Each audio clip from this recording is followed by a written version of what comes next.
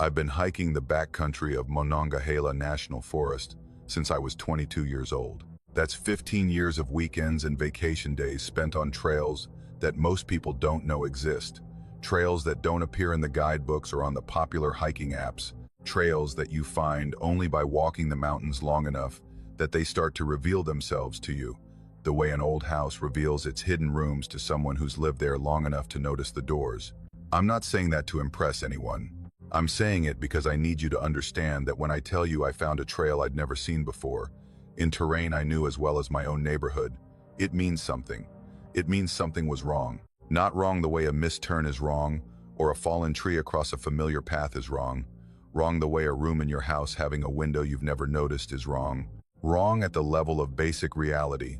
The kind of wrong that makes you question not just what you're seeing, but whether the place you thought you knew ever existed in the form you believed it did.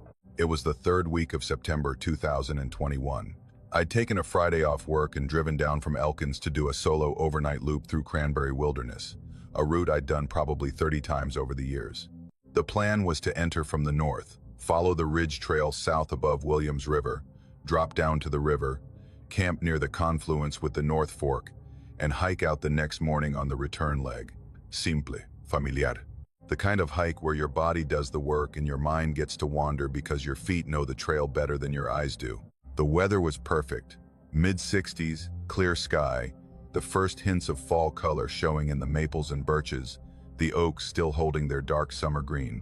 I started walking around 9 in the morning and made the ridge by 11, stopping to eat a sandwich on a rock outcrop that gave me a view of the Williams River Valley spread out below, all green canopy and blue distance, and the faint silver thread of the river catching sunlight through gaps in the trees. I'd sat on that same rock dozens of times. I could have drawn the view from memory. Everything was exactly as it should have been. I dropped off the ridge around noon, following the trail I always took, a well-worn path that descended through a series of switchbacks into older timber, where the trees were massive and the understory was sparse, and the light filtered through the canopy and shafts that moved with the wind. I was maybe 20 minutes into the descent, moving at an easy pace, when I saw the junction. It was on my left, a trail branching off the main path, heading northeast, cutting through a stand of old-growth red spruce that I knew well. I'd passed through this section countless times, and there had never been a trail here. Not a game trail, not a faint social trail worn by other hikers, not an old logging road grown over. Nothing. This section of forest was trackless between the main trail and the ridge to the east, a thick block of spruce and rhododendron that you'd need a machete to get through. But here was a trail, and it wasn't new. It was worn, the soil packed down to a smooth, hard surface by what must have been years of foot traffic. The vegetation on either side trimmed back to create a corridor about 3 feet wide. Someone had been using this trail regularly for a long time. Someone, or many someones, had walked this path often enough to beat it into the earth the way the main trails were beaten, and they'd done it in a part of the forest where I would have bet my life no trail existed.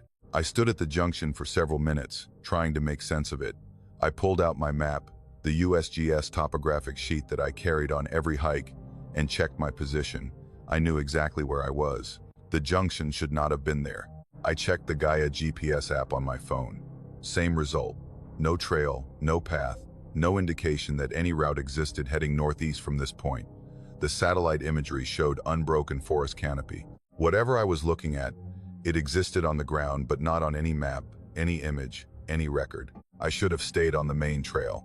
That's what any reasonable person would have done, and I'm a reasonable person most of the time. But 15 years of hiking these mountains had given me a curiosity about the backcountry that sometimes overrode my better judgment, and I'd never found an unmapped trail before, and the part of me that loved these mountains for their secrets wanted to know where it went. I told myself I'd follow it for 30 minutes, see where it led, and turn back if it didn't connect to anything I recognized. The trail descended into the spruce forest, winding between massive trunks that rose like columns in a cathedral, the canopy so dense overhead that the light dropped to a greenish twilight. The path was clear and easy to follow, the surface packed smooth, the corridor maintained with what looked like deliberate care. Someone had been cutting back the rhododendron on both sides, and recently, I could see fresh-cut marks on the stems, the wood still white and sappy where it had been severed. This wasn't an abandoned trail that nature was reclaiming. This was an active path that someone was keeping open. I found the first cairn about a mile in. It was sitting at a junction where the trail split, one branch continuing northeast and the other turning east toward the ridge. The cairn was a neat stack of flat stones, maybe 2 feet tall, built with the careful precision of someone who understood the craft. Each stone was selected for its shape and laid level, and the whole structure had a permanence to it that suggested it had been there for a while, though the stones showed no moss or lichen growth, which meant they'd been placed or rebuilt recently. I checked my map again. Nothing. No junction, no trail, no feature that corresponded to what I was standing in front of. I took the northeast branch and kept walking. The cairns continued, spaced every 100 yards or so, marking the trail with a consistency that spoke of planning and purpose. They weren't random piles of stones thrown up by a casual hiker. They were navigation aids, carefully placed at points where the trail curved or the terrain changed, ensuring that whoever used this path could follow it without difficulty even in poor visibility. Someone had built a trail system in the backcountry of Monongahela National Forest, complete with blazes and cairns and maintained corridors, and they'd done it without appearing on any map or being noticed by any other hiker I'd ever talked to. The hollow deepened as I descended. The spruce gave way to hemlock, and the hemlock grew denser until the trunks were so close together I could have touched two at once with my arms outstretched. The light was almost gone now, filtered through so many layers of canopy that the forest floor existed in a permanent dusk.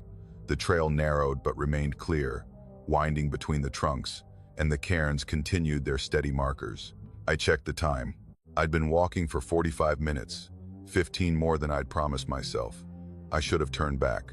But the trail was descending towards something. I could feel it in the grade, and the way the hollow was closing in on both sides, and the part of me that should have been cautious was overridden by the part that needed to know what was at the bottom. The clearing appeared without warning.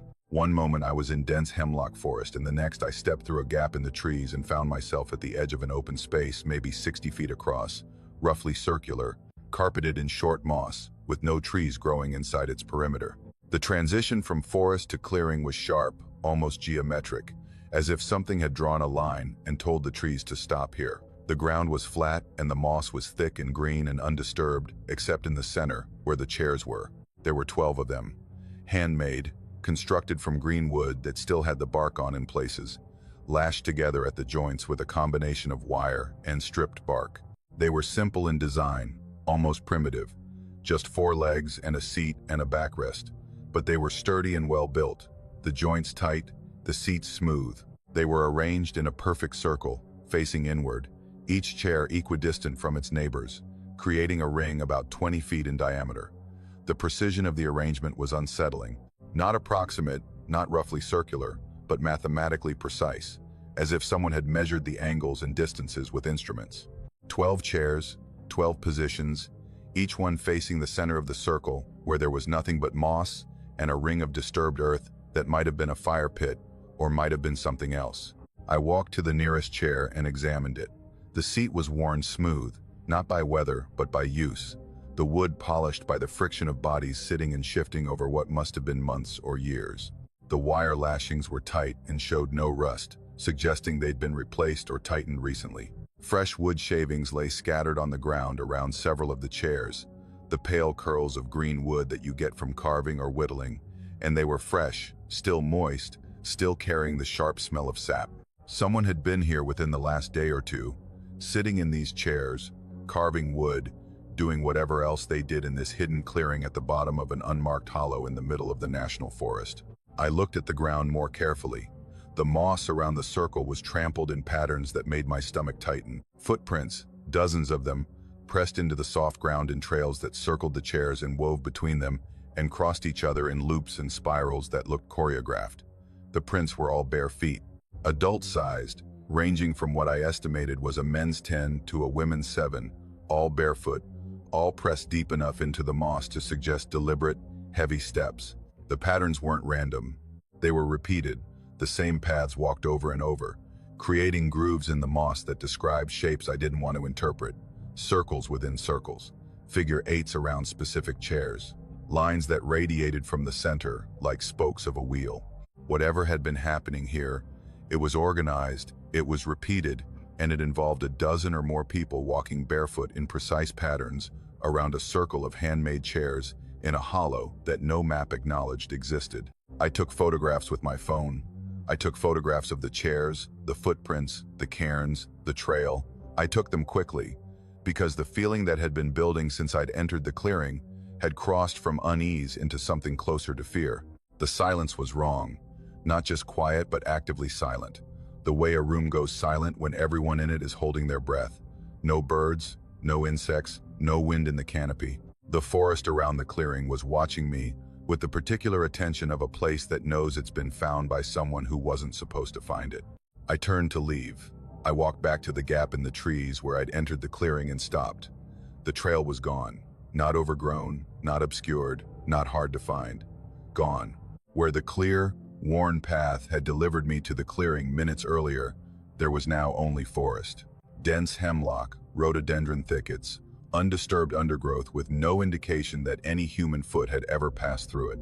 I pushed into the trees anyway, fighting through the rhododendron in the direction I knew the trail had been, and after 50 yards of thrashing through brush that tore at my clothes and scratched my face, I found a cairn.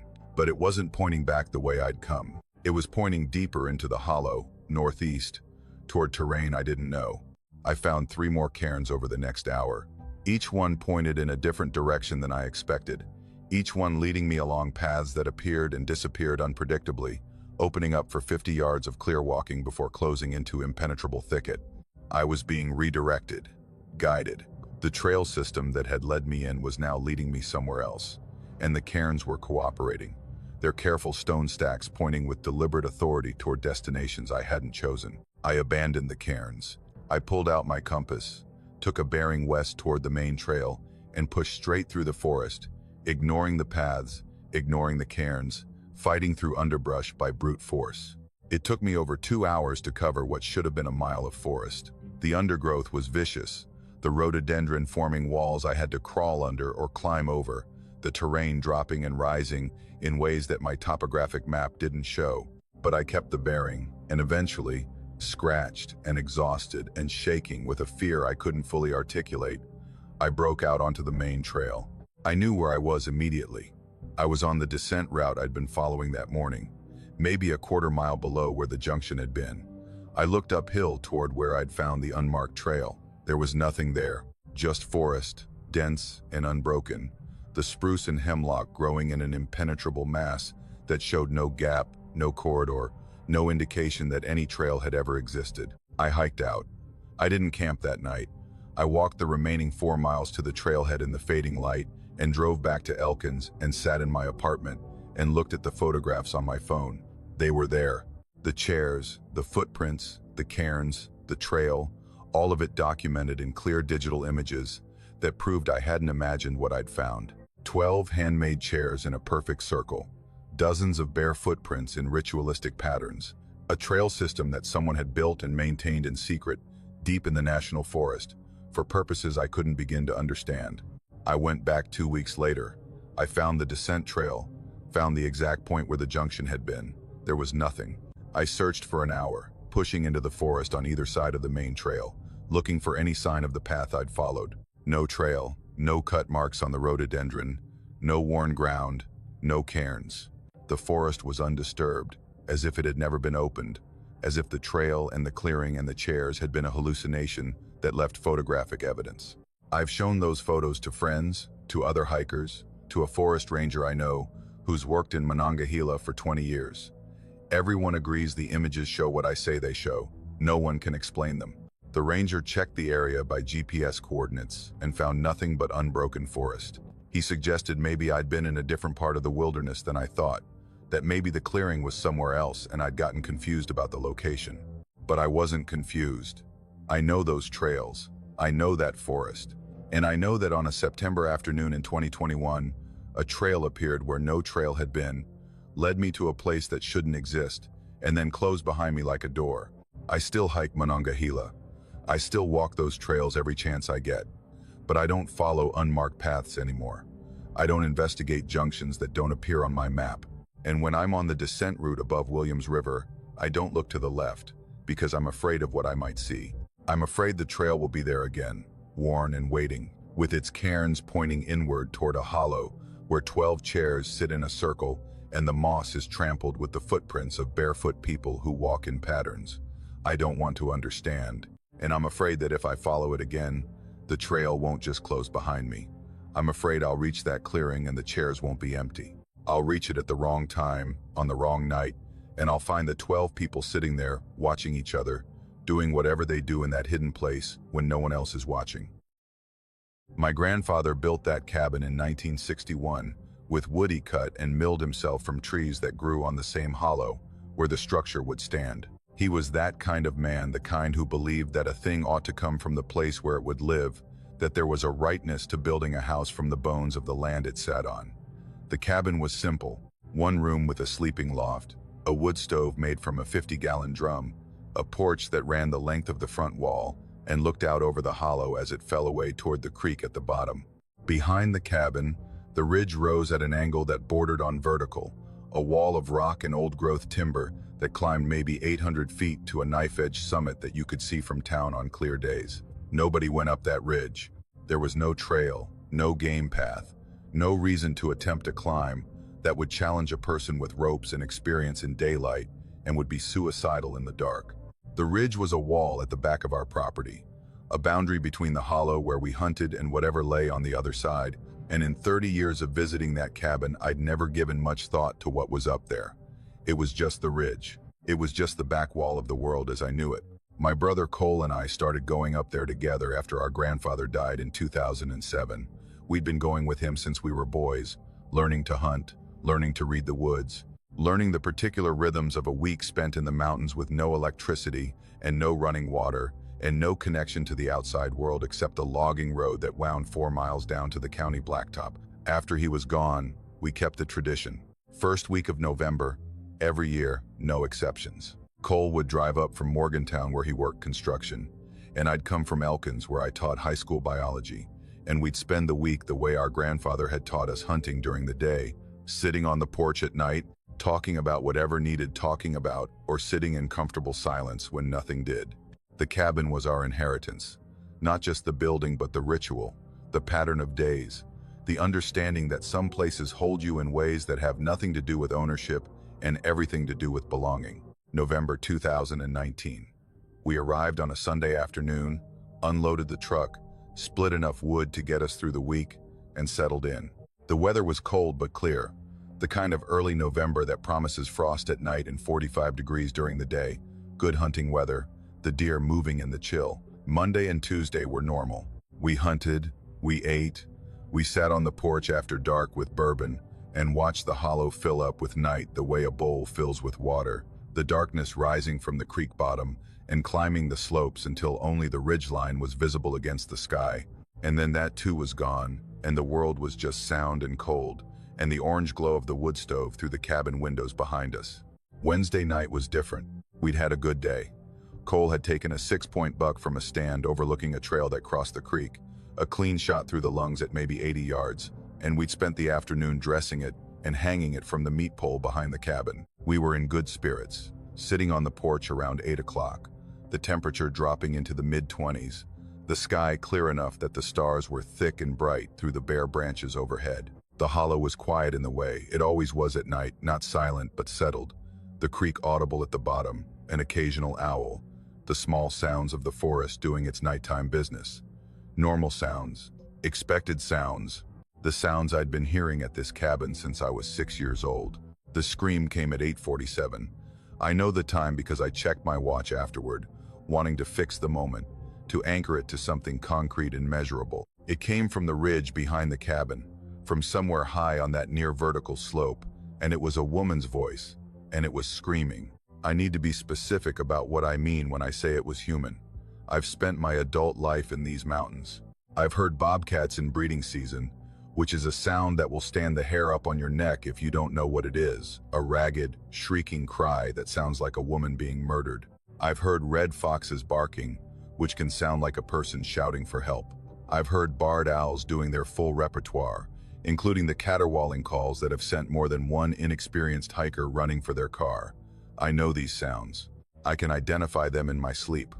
What came off that ridge was none of them. It was a human voice, female, screaming at a pitch and duration that communicated pure terror, the kind of scream that comes from someone who is seeing something so terrible that the body bypasses language entirely and goes straight to the most primitive sound it can produce. It lasted maybe 4 seconds. It echoed off the walls of the hollow, bouncing between the slopes, and then it stopped, and the silence that replaced it was so absolute that the creek at the bottom of the hollow seemed to go quiet, as if even the water was listening. Cole and I were on our feet. We'd both stood at the same instant, the way you stand when a sound reaches past your conscious mind and triggers the older systems, the ones that don't wait for analysis. We were standing on the porch in the dark, staring up at the ridge, and I could feel my heart in my throat, and my hands had gone cold in a way that had nothing to do with the temperature. Cole said, "Did you hear that?" And I said yes, and he said that was a person, and I said yes. Cole is 3 years younger than me, and he's always been the one who moves first and thinks second. Before I could say anything else, before I could suggest we go inside and get a flashlight or a rifle or our phones, he cupped his hands around his mouth and shouted up at the ridge, "Hello, are you okay? Do you need help?" His voice was loud in the silence, a solid baritone that I'm sure carried well up the slope.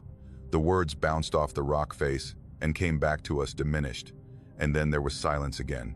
Deep, heavy silence, the kind that has texture, the kind you can feel pressing against your skin.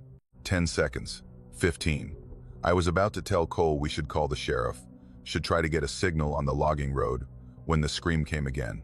Same voice, same pitch, same duration, same raw, terrified quality. But it wasn't coming from where it had come from before. The first scream had originated from high on the ridge, maybe 500 feet up and slightly to the north. This one came from a point maybe 300 yards south along the ridge face, at roughly the same elevation, as if the woman who had screamed had covered 300 yards of impassable terrain in 15 seconds of silence, as if she'd been picked up and set down in a new location, or as if the sound itself had moved, detaching from its source and relocating to a new position, the way a ventriloquist throws a voice across a room. Cole shouted again, "Where are you? We can help. Tell us where you are." His voice carried up into the dark, and the echo came back, and the silence settled, and I grabbed his arm and said, "Stop, don't shout again, something is wrong." He looked at me, and in the starlight I could see his face, and he looked the way I felt, which was scared in a way that didn't have a name, scared at a level below the conscious mind where the body knows things the brain hasn't figured out yet. The scream came a third time, closer, not from the high ridge now, but from midway down the slope, maybe 200 yards behind the cabin, at a point where the grade was still too steep for any person to stand without climbing equipment. Same voice, same scream, identical in every respect to the first two, as if it had been recorded and was being played back from a speaker that was moving down the mountain toward us. And this time, when it ended, I heard something else. In the silence after the scream, in that heavy, breathless pause, I heard movement on the slope. Not the careful movement of a person picking their way down a steep grade, not the crashing of a deer or a bear, something else. A sliding, scraping sound, like a heavy weight being dragged across rock and loose soil, and it was coming downhill. Toward the cabin. Cole heard it too.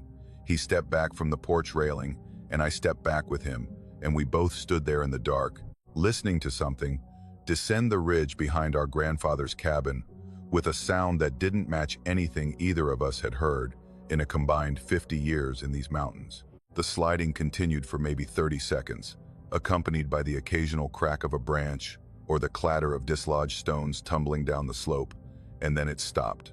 The silence returned. We stood on the porch and stared at the dark wall of forest behind the cabin, and the dark slope rising above it, and nothing moved, and nothing made a sound, and the night was so quiet I could hear Cole's breathing beside me, rapid and shallow. I wanted to go inside. Every instinct I had was telling me to get inside the cabin, to close the door, to put a wall between us and whatever was on that slope. But I couldn't move, and Cole couldn't move, and we stood there like animals in a spotlight, frozen by a fear that was so fundamental it overrode the conscious mind's ability to generate action. Cole spoke. I don't know why, maybe for the same reason he'd shouted before, some deep-seated need to assert human presence in the face of something that felt profoundly inhuman. He didn't shout this time.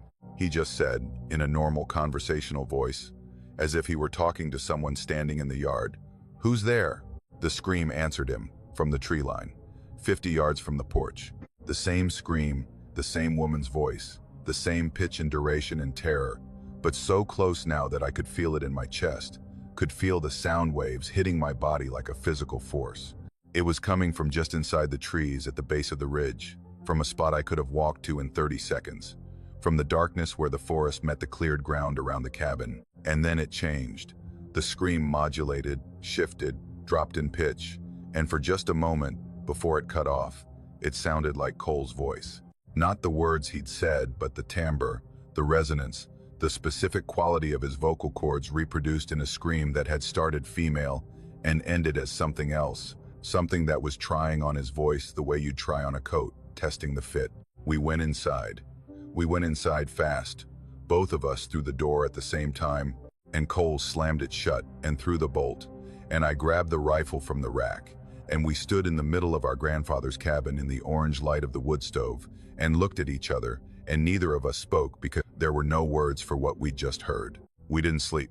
We sat up all night with the rifle across Cole's knees and the wood stove burning hot and every lamp and candle in the cabin lit, filling the room with a warm, bright light that didn't reach the windows, that stopped at the glass and showed us nothing but our own reflections against the darkness outside.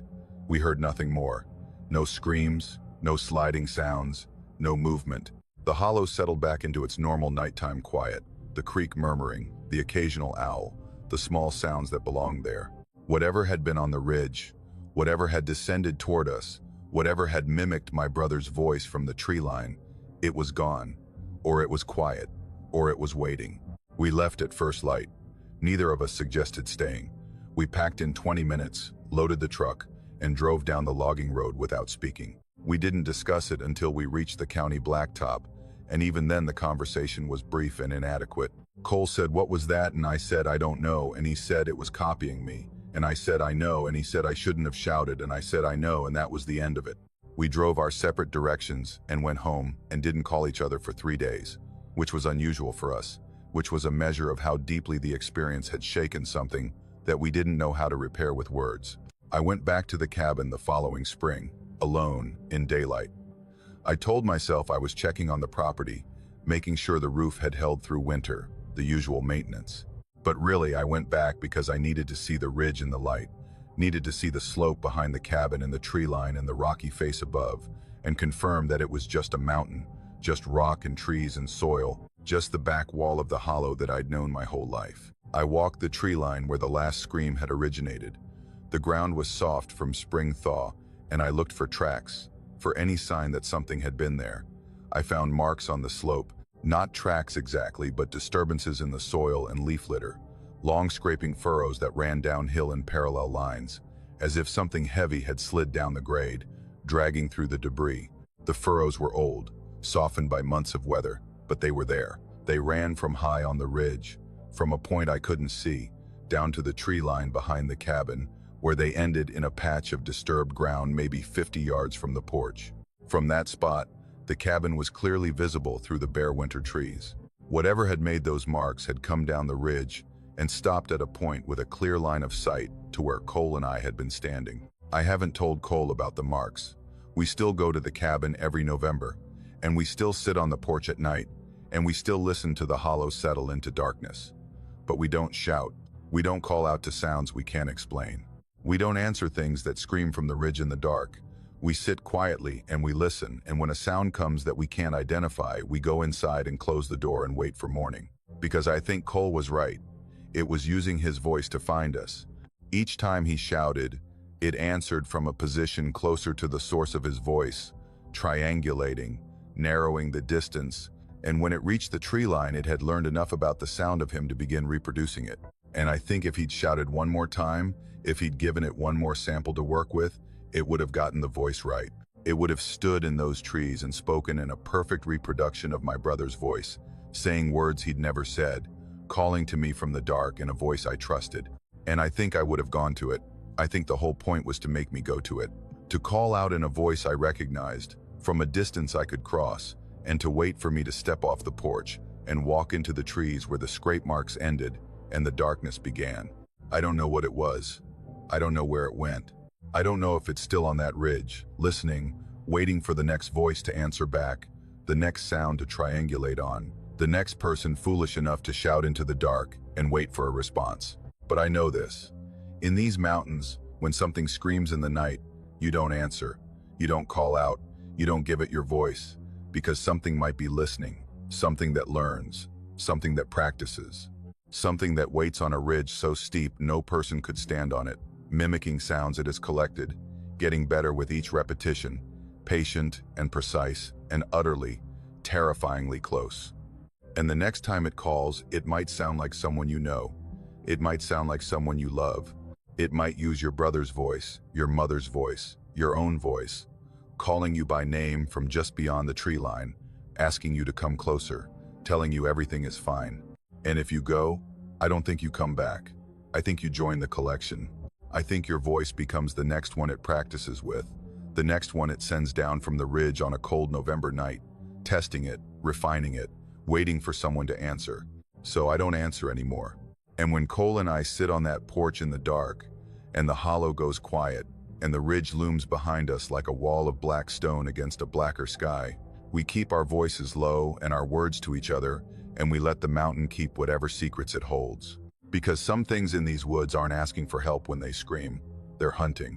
And the bait is your own need to respond, your own human compulsion to answer a cry of distress, to call back into the darkness and say, I'm here, tell me where you are. Don't tell it where you are. That's the only. I've been running coonhounds in the mountains of eastern Kentucky since I was 14 years old, which means I've spent the better part of 34 years following dogs through terrain that most people wouldn't walk in daylight, let alone at night with nothing but a headlamp and a .22 pistol, and the sound of hounds working a trail ahead of you in the dark. My father taught me, same as his father taught him, and the knowledge goes back further than that, back to a time when running hounds wasn't a hobby but a necessity, when a family's ability to put meat on the table depended on dogs that could track and tree and hold in country so rough and remote that it might as well have been the surface of another planet. I tell people that I know these mountains, and they think I mean I've hiked them, that I've driven the roads and pulled off at the overlooks and taken pictures.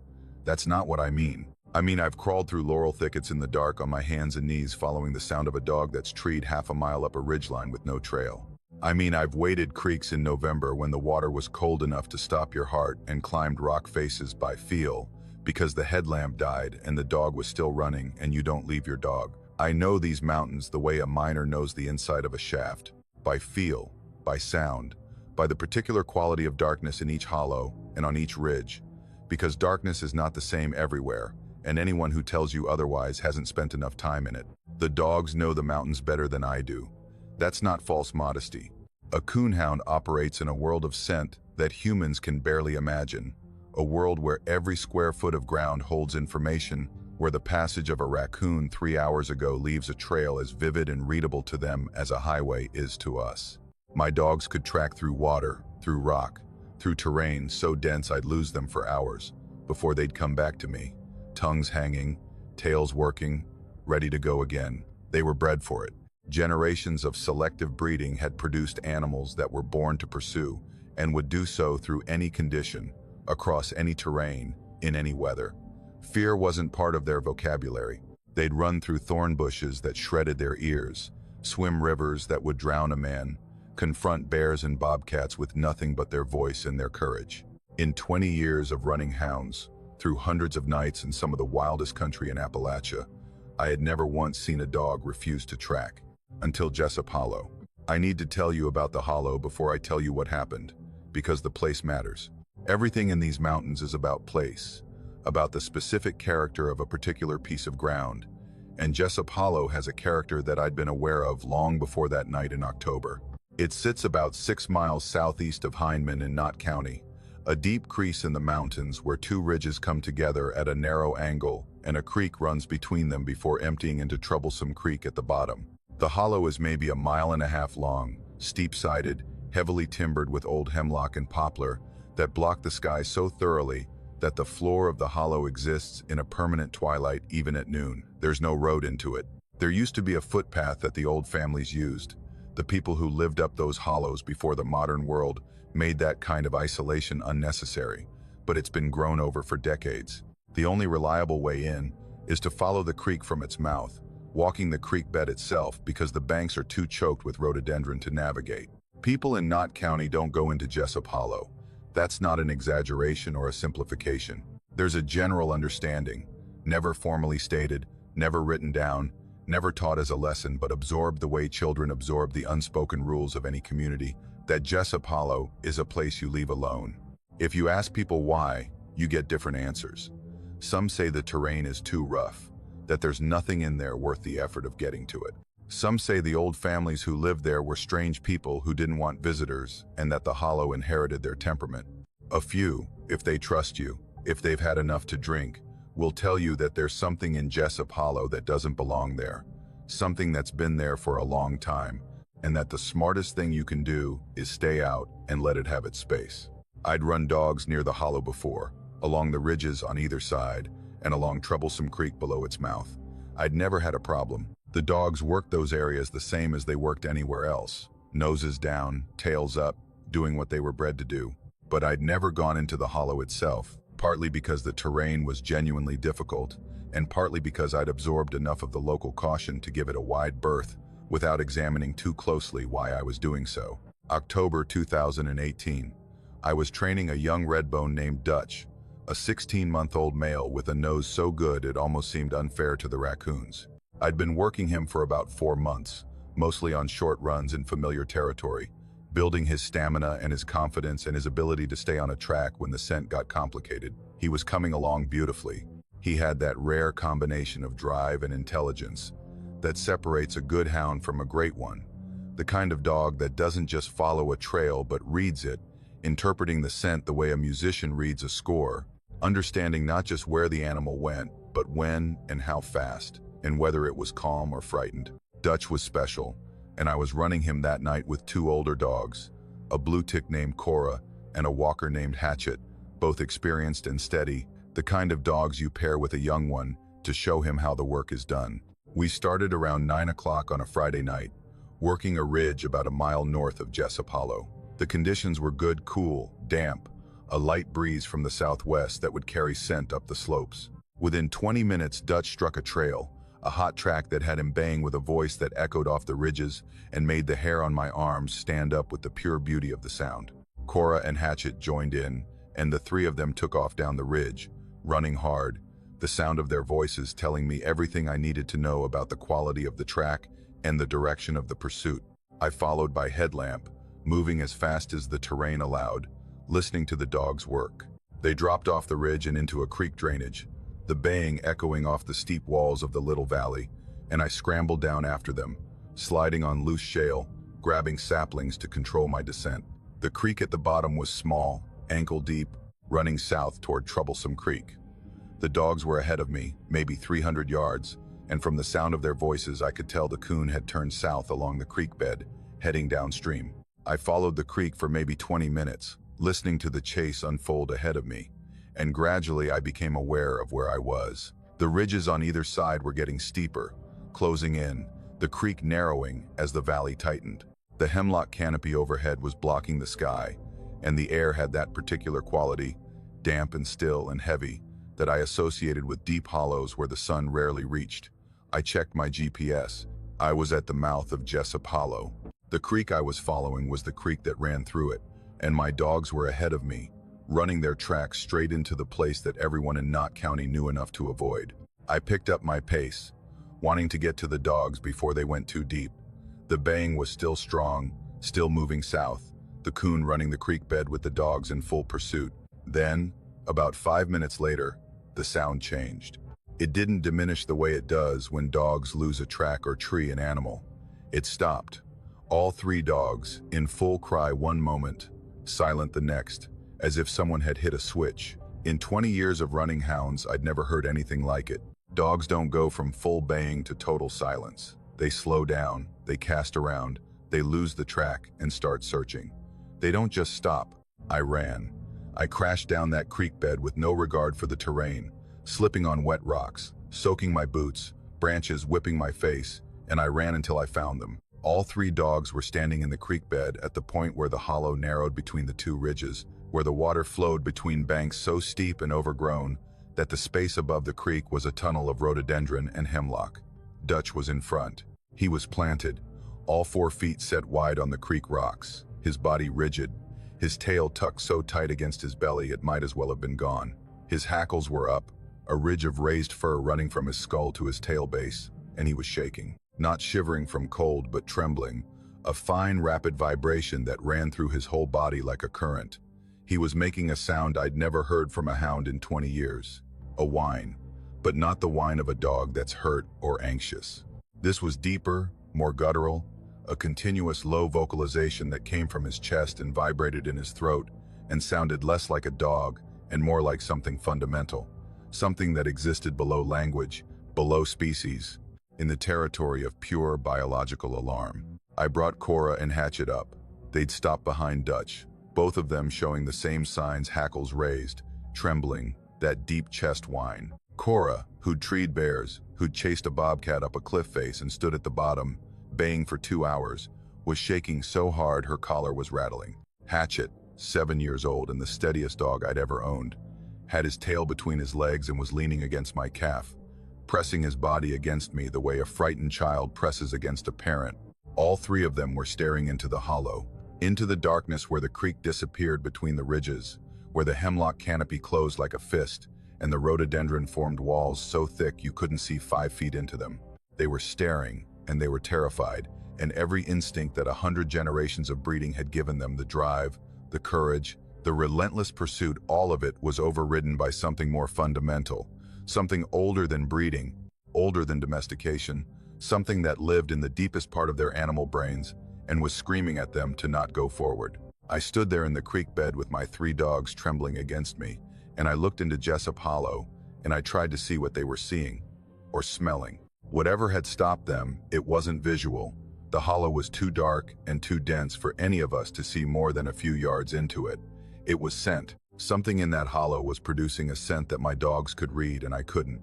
A chemical message carried on the damp air that said danger in a language older than human speech, and whatever was producing that scent was terrible enough to stop 3 coonhounds in full pursuit and reduce them to shaking, whining animals that wanted nothing more than to leave. I tried to move Dutch forward, not aggressively, just a gentle pressure on the leash, a verbal encouragement, the kind of handling that had always been enough to push a hesitant dog past a moment of uncertainty. He wouldn't move. He planted his feet and leaned back against the leash, and the whine in his chest increased in pitch and volume, and his eyes were showing white, and I realized with a sudden, visceral certainty that if I forced this dog into that hollow, he would break, not physically but mentally. Whatever was in there would damage something in him that couldn't be repaired, would destroy the thing that made him a hound, the courage and the drive and the joy of the chase, and he would never be the same dog again. I stopped pulling. I stood in the creek bed in the dark with my headlamp making a small circle of light on the water, and I listened. The hollow was quiet. Not just quiet, silent, the way a room is silent when someone is holding their breath. No water sounds from upstream, though the creek clearly continued into the hollow. No insects, no owl, no rustling, no wind in the canopy. The silence had a pressure to it, a density, as if the air in the hollow was heavier than the air around it, as if something was compressing the atmosphere at the entrance, the way a hand compresses a sponge. And then I smelled it. Just for a moment, just a trace, carried on a thread of air that drifted out of the hollow like breath from a sleeping mouth. It was organic, complex, unlike anything I could name. Not decay exactly, though decay was part of it. Not musk, though there was a musky quality. It was layered, dense, a smell that seemed to contain information the way the dog's scent world contained information. And although I couldn't read it the way they could, I understood enough. I understood that something was in that hollow that was alive and large and very close, and that it was aware of us in the same way we were aware of it, and that the smell was not incidental but intentional, a warning, a territorial marker, a message that said this place is mine and you are not welcome, and if you come further, you will learn why. I turned around. I picked up Dutch's leash and Cora's leash and Hatchet's leash, and I turned my back on Jessup Hollow, and I walked down the creek bed the way I'd come, and the dogs came with me willingly, eagerly, pulling ahead of me in their haste to put distance between themselves and whatever they'd smelled. We walked in silence for a long time, the dogs gradually settling, the trembling subsiding, the whining fading as the hollow fell behind us. By the time we reached Troublesome Creek, maybe half a mile downstream, they were almost normal again. Almost. Dutch kept looking back, checking behind us, ears swiveling, and he did that for the rest of the night. I talked to people afterward, carefully, indirectly, the way you ask about things in these mountains when you're not sure you want the answers. I talked to an old man named Elmer Stacy who'd lived within a mile of Jessop Hollow his entire life, 87 years, and who told me his father had warned him about the hollow when he was a boy, and his grandfather had warned his father before that. He said the hollow had always been wrong. He said animals avoided it, not just dogs, but deer, bear, turkeys, everything with legs and the sense to use them. He said the creek that ran through it was dead water, no fish, no crayfish, no salamanders, nothing living in it from the mouth of the hollow upstream. He said people had gone in over the years, a few, and most of them came back and didn't talk about what they'd found, and the ones who did talk said things that didn't make sense, things about the trees being wrong and the ground being wrong and the air being wrong in ways they couldn't describe because the English language doesn't have words for a place that is fundamentally, structurally incorrect. He said one man didn't come back, a logger in the 1940s who'd gone in to scout timber and was found 3 days later sitting on a rock at the mouth of the hollow, alive but empty, staring at nothing, unable to speak or feed himself or do anything except sit and stare at the place he'd come from. He never spoke again. He died in a state hospital in Lexington in 1953. I don't go near Jessop Hollow anymore. I run my dogs on other ridges, in other hollows, in places where the forest is just a forest, and the darkness is just the absence of light, and the things that live in the woods are things I can name and understand. Dutch is 8 now, getting gray around the muzzle, still the best nose I've ever worked with. He'll run anything, anywhere, through any terrain and any conditions, fearless and driven and joyful in the way that only a dog doing exactly what it was born to do can be joyful. Except he won't go south of that ridge. He knows where the hollow is, the way a compass knows where north is, by some internal orientation that doesn't require sight or memory, and if I take him anywhere within a mile of it, he stops and sits and looks at me with those brown eyes and waits for me to make the right decision. And I always do. I turn around and we go somewhere else, and I don't look back, and I don't think about what's sitting in that hollow in the dark, producing a scent that 3 coonhounds could read like a death sentence, patient and permanent and utterly, absolutely certain that it will never be disturbed, because the dogs know, they've always known. I've been doing search and rescue in the Allegheny Highlands of West Virginia for 11 years, which means I've seen most of the ways people come apart in the backcountry. I've carried out hikers who fell from ridge lines and broke themselves on the rocks below. I've found hunters who wandered off their stands and got turned around in hollows so deep the compass spun and the GPS bounced off 3 different satellites and still couldn't figure out where it was.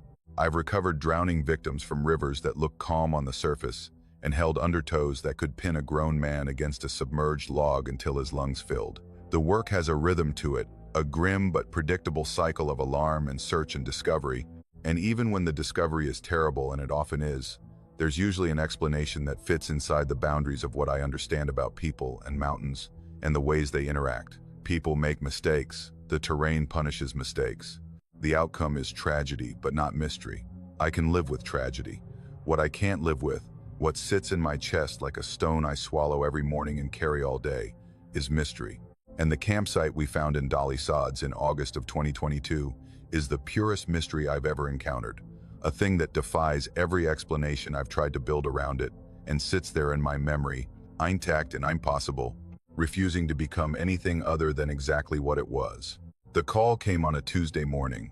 A family of 4, the Harpers from Northern Virginia, were 2 days overdue from a backcountry camping trip in the Dolly Sods wilderness.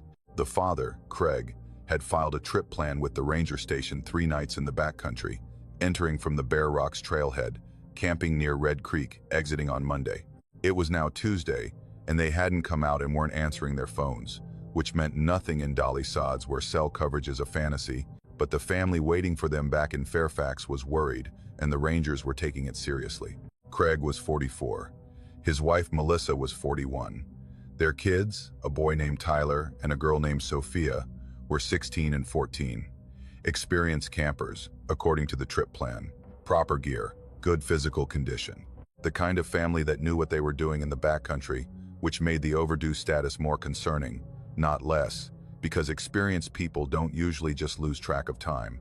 We assembled a team of 8 and entered from Bear Rocks on Tuesday afternoon, following the route Craig had listed on his trip plan.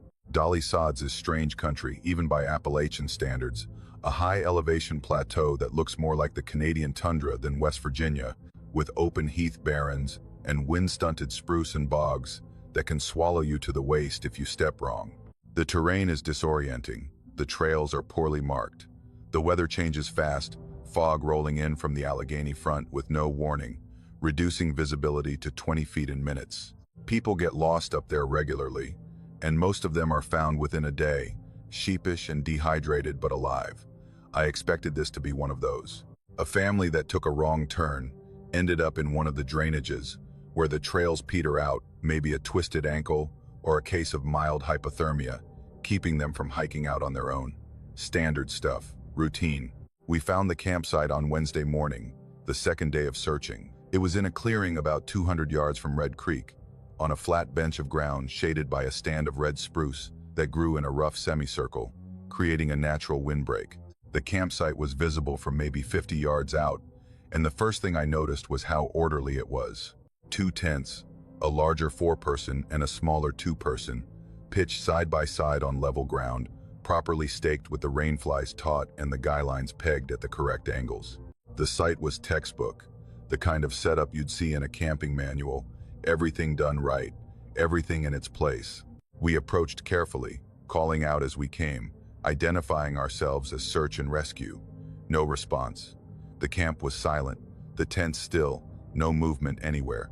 I reached the larger tent first and unzipped the door and looked inside. 2 sleeping bags were laid out on foam pads, unzipped and open, the way you'd leave them if you'd just gotten up in the morning and hadn't bothered to roll them. A stuffed sack with clothing sat in the corner. 2 headlamps hung from the tent's interior loop. A paperback novel lay face down near one of the pads. Everything was dry. Everything was clean. Everything was arranged with the particular neatness of people who keep an orderly camp. The tent smelled like nylon and bug spray, and the faint human smell of people who've been sleeping in close quarters. It smelled occupied. It smelled like people had been there recently and had simply stepped out. The second tent was the same.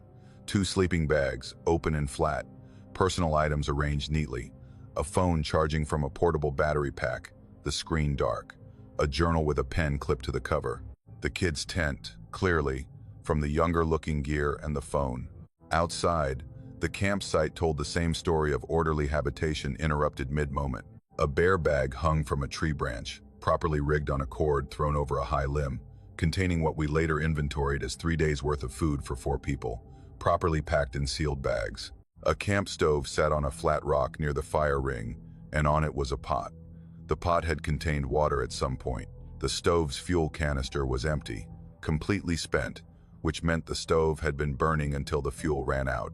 The water had boiled away, and the bottom of the pot was scorched black, the metal discolored from sustained dry heat. Someone had put water on to boil, and then never come back to tend it, and the stove had burned until there was nothing left to burn. 4 pairs of hiking boots sat outside the tent doors, 2 large pairs, 2 smaller, arranged neatly on the ground cloth, laces loosened, the way you'd leave them if you were stepping out of your tent in the morning and planned to put them on in a moment. Socks were tucked inside each pair. I looked at those boots for a long time. 4 people had taken off their boots and socks and placed them carefully outside their tents, and then walked away from the campsite barefoot into terrain that included rocks and roots and thorns, and the general hostility of a wilderness floor that punishes unprotected feet. They'd done it deliberately, not in panic, not in haste. The boots were too neatly arranged for panic. Each pair was side by side, aligned with the tent door, socks rolled and tucked inside. This was methodical. This was chosen. And then there were the footprints. The ground around the campsite was soft from recent rain, a dark, peaty soil that held impressions clearly, and it was covered in footprints, bare footprints, dozens of them, maybe hundreds, layered on top of each other in patterns that I spent the better part of an hour trying to understand, and couldn't. There were 4 distinct sizes, consistent with 2 adults and 2 teenagers, and they were everywhere. They circled the tents in tight loops, They traced figure eights between the two tents and the fire ring. They crossed and recrossed each other in paths that wound through the campsite in patterns that looked deliberate, that looked choreographed, as if four people had been walking in synchronized formations around their own camp for hours. I've tracked people through wilderness for over a decade. I can read footprints the way Dutch reads scent, extracting information about speed and direction and the physical state of the person who made them. These prints told me things that didn't make sense. The stride length was consistent throughout, not the shortening stride of someone who's tired or the lengthening stride of someone who's frightened. The depth was even, suggesting a steady, unhurried pace. There was no scuffing, no stumbling, no indication that the people making these prints were doing anything other than walking calmly and deliberately in patterns that would have taken hours to produce. And the patterns themselves, the circles and the figure eights and the crossing paths, had a regularity that made my skin crawl. They weren't random. They weren't the wandering tracks of confused or disoriented people. They were precise, repeated, intentional. Four people walking barefoot in the dark, around and around their campsite, tracing shapes in the dirt with the focused concentration of a ritual.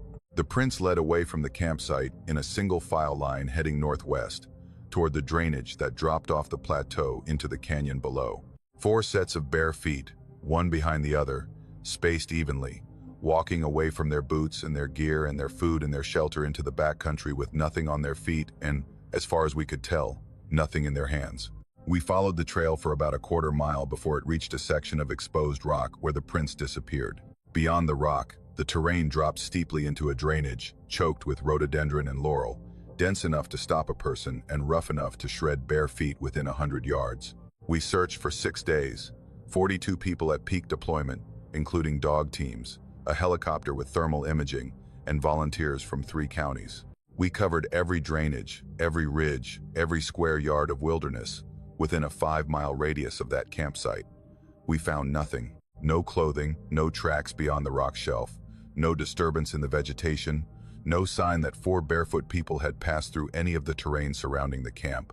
The dogs were useless. They'd pick up scent at the campsite, follow it to the rock shelf, and lose it. Every dog, every handler, same result. The scent trail ended on the rock, as if the Harpers had walked to that point and evaporated. The investigation that followed turned up nothing useful. Craig's trip plan was accurate. Their car was at the Bear Rocks trailhead, locked, undisturbed. Their credit cards showed no activity after the day they'd entered the wilderness. Their phones, recovered from the tents, showed no calls or texts after the first evening, when Melissa had texted her sister a photo of the sunset with the message, "Paradise." The phone batteries were nearly dead. The journal in the kids' tent had entries for 2 days. Normal entries, descriptions of the hike and the scenery and the wildlife they'd seen. The last entry was dated the second evening, written by Sophia in neat handwriting, and it ended with, "Dad says he heard something weird last night, but Mom thinks it was an owl. Going to bed early, tired from hiking. Tomorrow, we explore the creek." That entry, that last line, "Tomorrow we explore the creek," written by a 14-year-old girl who went to sleep in her tent with plans for the next day, and at some point during the night took off her boots and her socks and walked barefoot in circles around her campsite with her family, and then walked away into the wilderness and was never seen. Again, the case is still open.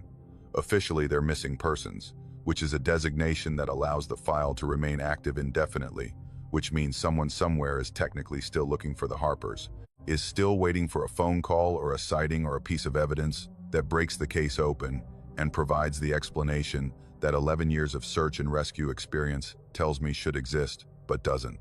I go back to Dolly Sod sometimes, not to the campsite, which I couldn't find again without GPS coordinates and don't want to find again even with them, but to the plateau, to the heath barrens and the windswept spruce and the bogs where the mist comes in like something alive. I go because the mountains are still the mountains, still the place I've given my professional life to, and I refuse to let one mystery drive me away from country I love. But I don't camp there anymore. I go in daylight and I come out before dark, and when the fog rolls in I leave, because the fog makes me think of 4 people walking in circles in the dark, and I can't let that thought take hold, because once it does, it doesn't let go. What happened to the Harpers? I don't know. Nobody knows. The footprints say they walked away voluntarily, calmly, without their shoes, in the middle of the night after performing some kind of repetitive synchronized movement around their camp that lasted for hours. The evidence says they chose this, whatever this was. And that's the part that keeps me up. Not the disappearance itself, but the choice, the deliberateness of it, the boots placed neatly outside the tents, the patterns in the dirt, the single file walk into the drainage, and the silence that followed. Something happened at that campsite between the time Sophia wrote her last journal entry and the time the stove fuel ran out. Something that made 4 rational, experienced people take off their shoes and walk into the wilderness and not come back. And whatever it was, it didn't leave a mark on anything except the soft ground around 2 empty tents and a pot that boiled dry on a stove that nobody was watching anymore. I think about Sophia's journal entry every day. Tomorrow we explore the creek. She had plans. She had tomorrow. And then something took tomorrow away from her. Quietly, methodically, in patterns pressed into the dirt by bare feet walking. I've worked as a land surveyor in southwestern Virginia for 9 years, which is long enough to have developed a comfort with solitude that most people would find uncomfortable. The work demands it. You spend days at a time in places that haven't seen a human footprint in years, walking property lines through terrain that's been left to the slow reclamation of the forest, carrying your equipment through hollows and up ridges that the maps show as blank green space with no roads, no structures, no indication that anyone ever lived or worked there. But they did. That's the thing about this part of Virginia, this corner of Appalachia where the coalfields bleed into the mountains, and the mountains hold the evidence of a century of extraction in their scarred slopes and abandoned workings. People were everywhere up here once. They cut the timber and dug the coal and built towns in hollows that are now nothing but foundation stones and chimney stacks, and the occasional piece of rusted equipment so overgrown you'd walk past it without noticing. The land has been taking it all back, slowly, patiently, covering the wounds with new growth, the way skin covers a scar. And my job often puts me in places where that process is still underway, where the human past and the natural present exist in an uneasy overlap that you can feel in the quality of the silence and the way the forest grows differently over disturbed ground. March of 2020, I was surveying a property boundary about 2 miles south of Breaks Interstate Park, working a parcel that a timber company was considering for acquisition. The property was remote, even by my standards, accessible only by a Forest Service road that dead-ended at a turnaround, where the mountain got too steep for vehicles, followed by a 2-mile hike up a drainage to the boundary line I needed to mark. The terrain was typical for the area. Steep, heavily wooded, cut through with small creeks and rock outcroppings, the understory thick with rhododendron and mountain laurel that made cross-country travel a constant negotiation with vegetation that didn't want you there. I was working the southern boundary, shooting points with my GPS and flagging the line with orange ribbon, when I found the mine entrance. It was in the face of a rock outcropping about 30 feet above the creek, partially hidden by a stand of hemlock that had grown up around it in the decades since anyone had last been there. The entrance was a horizontal bore, maybe 5 feet high and 4 feet wide, cut into the sandstone with the rough precision of hand drilling and blasting. The timber frame that had once supported the entrance had partially collapsed, the header beam cracked and sagging, the side posts leaning inward, but the opening was still passable. You could have walked in if you were willing to duck under the broken header, which I was not, because abandoned mines are death traps and I've been trained to stay out of them. But I stood at the entrance and looked in, because you always look in. The bore extended straight into the mountain for as far as my flashlight could reach, maybe 40 or 50 feet of visible tunnel, before the beam lost itself in darkness. The walls were rough-cut rock, the floor covered in a layer of debris, fallen stone, rotted timber, the accumulated detritus of 70 years of abandonment. Rails were visible under the debris, the narrow-gauge track that the coal cars had run on, rusted to a dark brown that was almost black. Water seeped from the walls and collected in puddles on the floor, and the air coming out of the shaft was cold, noticeably colder than the March air outside, carrying that mineral smell of wet stone and old earth that mines hold in their interiors like a signature. I was marking the location on my GPS, noting it for the property report as a potential hazard and liability issue, when I heard it. I didn't react immediately, because the sound was so unexpected that my brain needed a moment to categorize it, to run through the possibilities and eliminate the ones that didn't fit. Water dripping, no. Too regular, too metallic. Rock settling, no. Too rhythmic, too sustained. An animal? No, nothing organic about it. It was metal striking metal, and it was coming from inside the mine. I turned off the GPS and stood still and listened. The sound was distant but clear, carried up the shaft by the natural acoustics of the tunnel the way a pipe carries sound across a house. It was a hammering rhythm, a steady measured beat that repeated in a pattern I recognized from historical descriptions of hand mining. Strike, strike, strike, pause, strike, strike, strike, pause. The pattern of a man working a handheld steel drill into rock face, hammering the drill bit deeper with each blow, pausing to turn the bit a quarter rotation, then hammering again.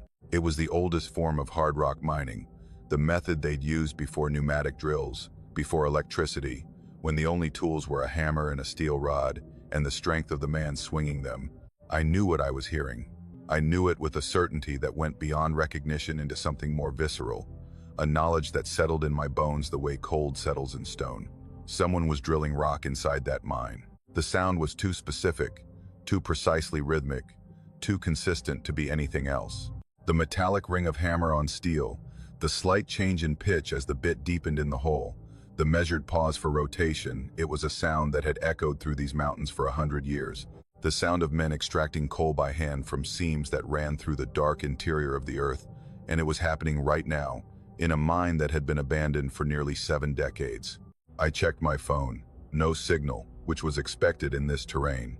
I checked my watch. It was 2:17 inches the afternoon. I stood at the entrance to that mine, and I listened to the tapping for 11 minutes by my watch, timing it, tracking the rhythm, confirming again and again that it was real and consistent, and not the product of water or wind, or the dozens of natural explanations that I kept generating and discarding. The rhythm never varied, the same pattern, the same pace, the same steady measured labor of a man working a drill into rock with the patient endurance of someone who had been doing it for a very long time and had no reason to stop. Left. I finished the boundary survey, working the rest of the day with the sound of that tapping in my ears, even after I'd moved far enough from the mine entrance that I shouldn't have been able to hear it anymore. I completed my flagging, shot my points, and hiked back to my truck as the light was failing. I drove home and opened my laptop and started searching. The mine was listed in the Virginia Department of Mines, Minerals, and Energy database as the Osborne Drift Mine, operated by the Breaks Mining Company from 1923 to 1952. It had produced bituminous coal from a seam that ran roughly east-west through the mountain at an elevation of about 2,400 feet. Production records showed modest output, the kind of small operation that employed maybe a dozen men at its peak, working the seam by hand in the early years, and with limited mechanization later. The mine had been closed following a roof collapse on the 14th of March 1952 that had trapped and killed 3 miners in a section approximately 600 feet from the entrance. Recovery operations had been attempted but abandoned after a second. Smaller collapse made the rescue tunnel unstable. The bodies had been left in place.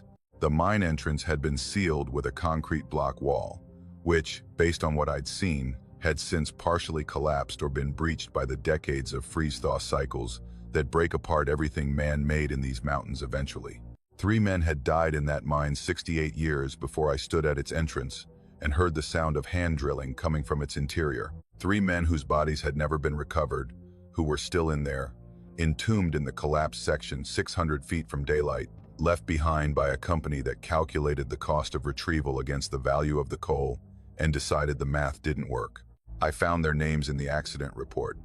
James Robert Osborne, age 41, William Dean Combs, age 33, Ernest Ray Sloan, age 27. 3 men who went to work on a Friday morning in March of 1952 and never came home. 3 men who were still in the dark, in the cold, in the silence of a mountain that had closed around them like a fist. And in that mine, 68 years later, someone was still working, still swinging a hammer, still driving a drill into rock with the steady, measured rhythm of a man doing the job he was paid to do, still producing the sound of labor from a tunnel that should have held nothing but rubble and bones and the permanent silence of the abandoned dead. I went back once, 2 weeks later, on a Saturday, alone, with no professional reason to be there. I told myself I was checking the GPS coordinates, verifying the data for the report, but that was a lie, and I knew it. I went back because I needed to hear it again, Needed to confirm that the sound was real, that my memory hadn't distorted it into something it wasn't. I stood at the entrance and I listened. The sound was there, the same rhythm, the same metallic ring, the same patient, endless tapping from 600 feet inside the mountain, from behind tons of collapsed rock, from a place where 3 men had been breathing air that got thinner and thinner until it couldn't sustain breathing anymore. I stood there and I listened to James Osborne and William Combs and Ernest Sloan working their shift, still drilling, still swinging, still doing the only thing they knew how to do, the thing the company had paid them to do, the thing that had brought them into the mountain on a March morning and kept them there when the roof came down and the light went out and the world above moved on without them. I included the mine location in my survey report.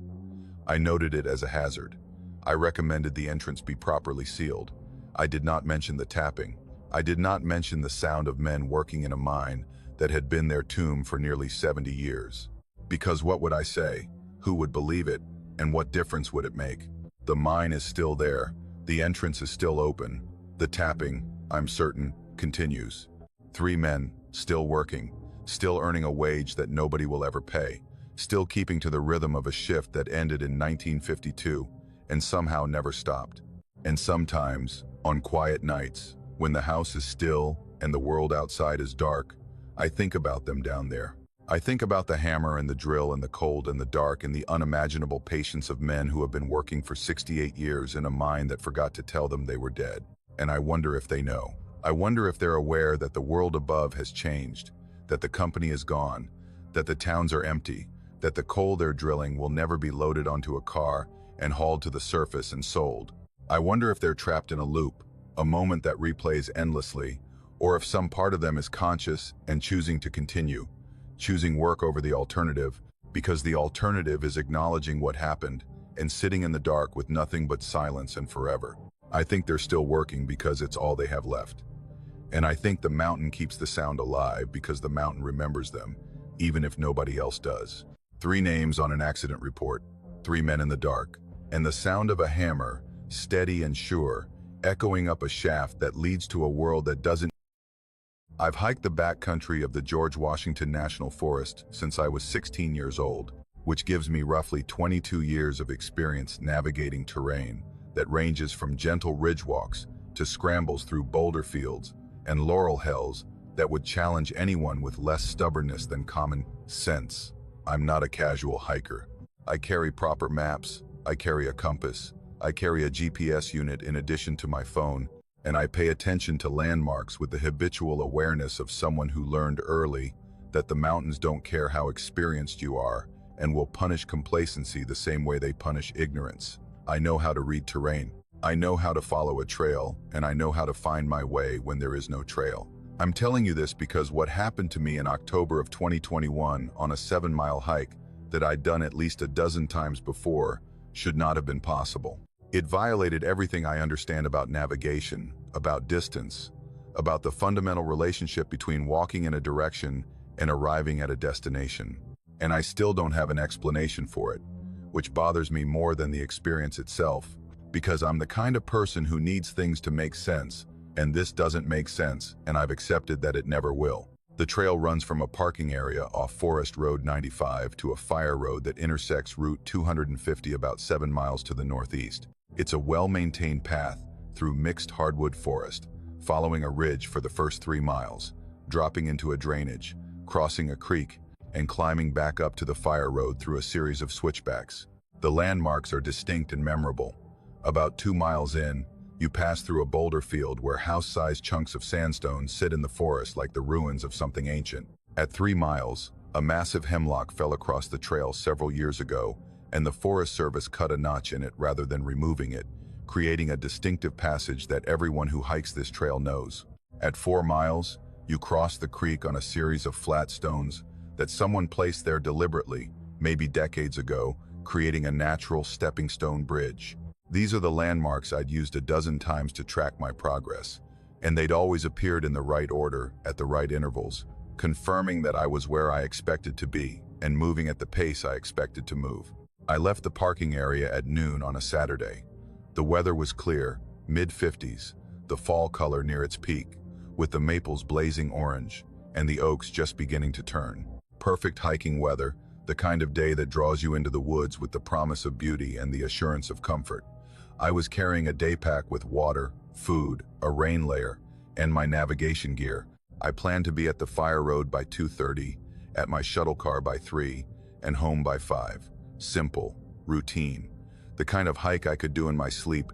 The first 2 miles were normal.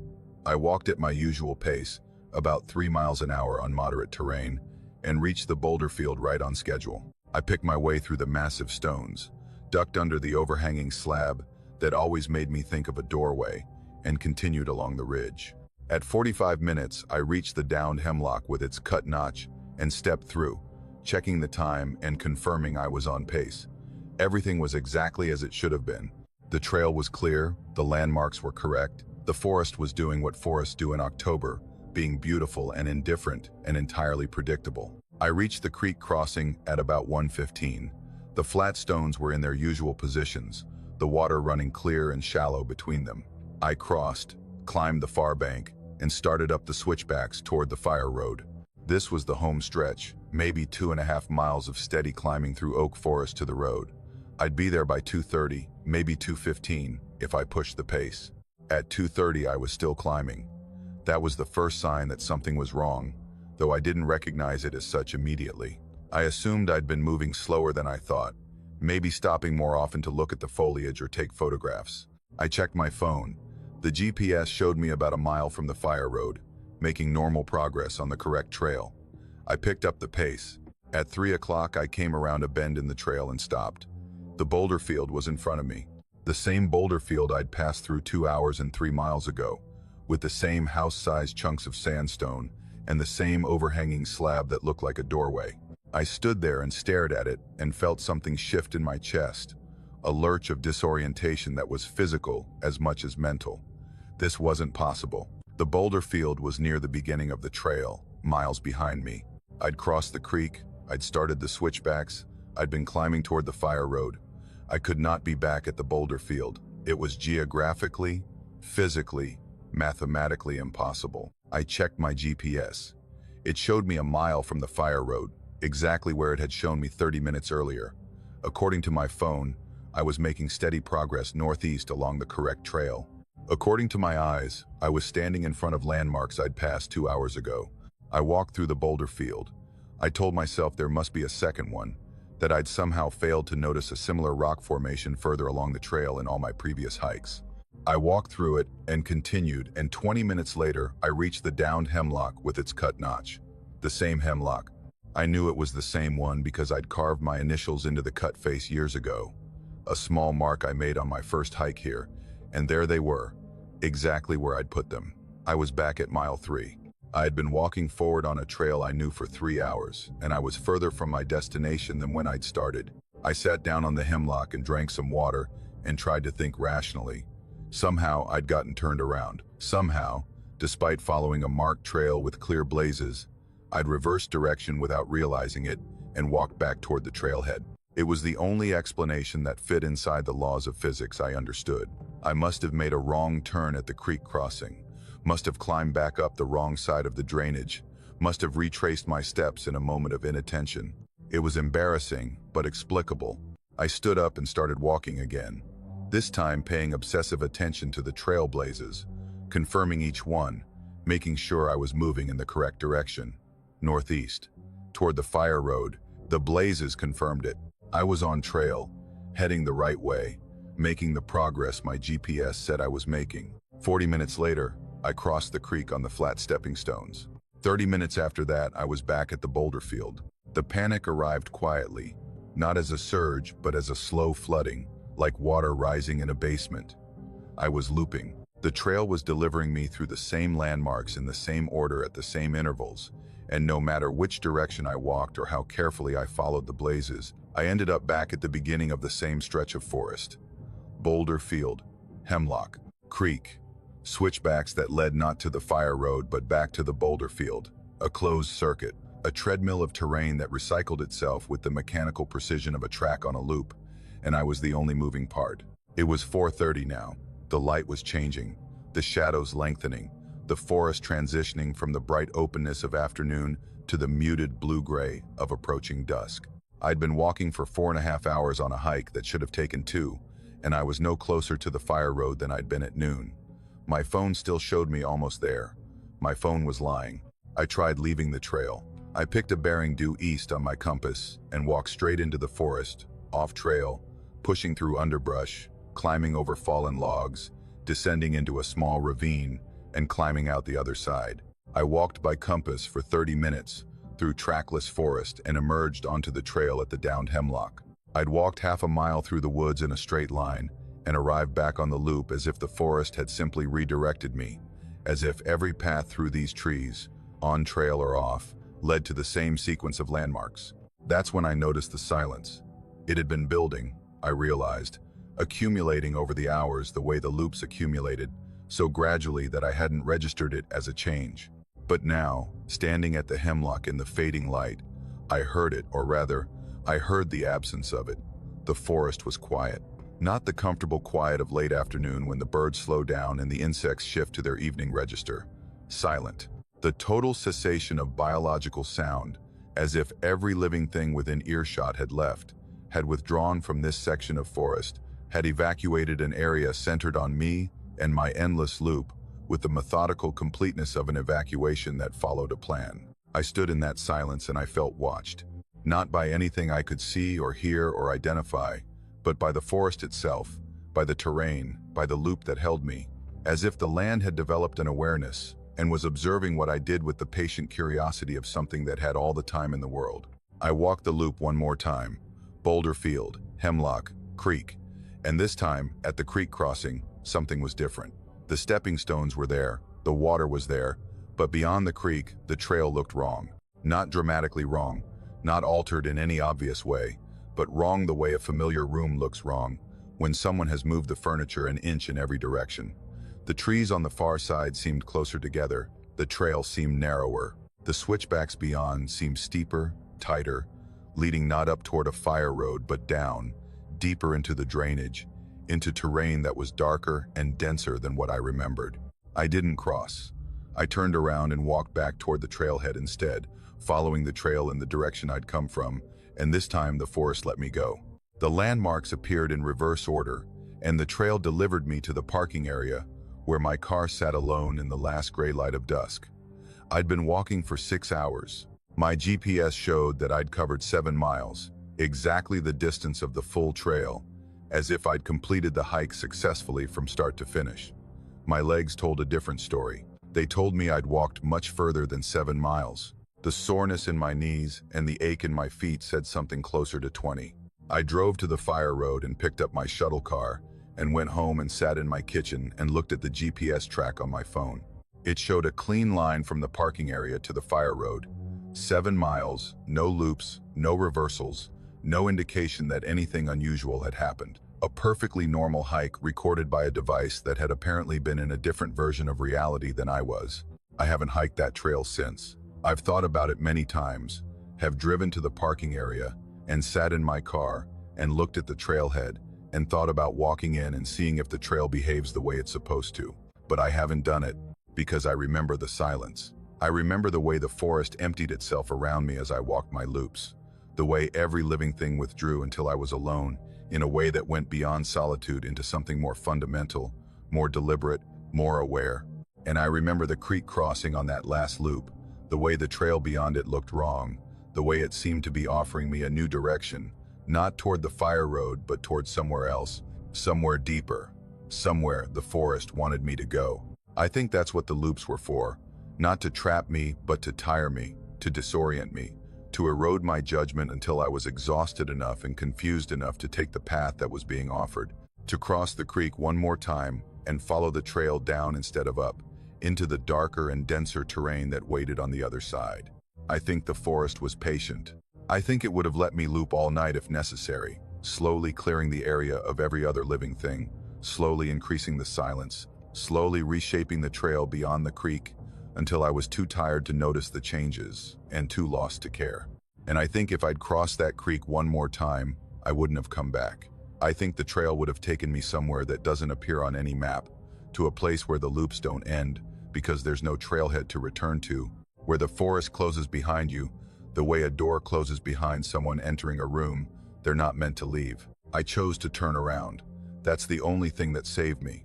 I chose to go backward when every instinct and every blaze and every reading on my GPS was telling me to go forward. I chose wrong according to every instrument I had. My girlfriend Erin and I had been together about 2 years when we booked the cabin. We were both the kind of people who recharge through isolation rather than socializing, and the listing had appealed to us specifically because of what it promised to lack. No neighbors, no cell service, no noise except what the forest provided. The photos showed a small log cabin with a stone chimney, a covered porch facing south, and a clearing surrounded by old-growth hardwood that looked like it hadn't been logged in a century.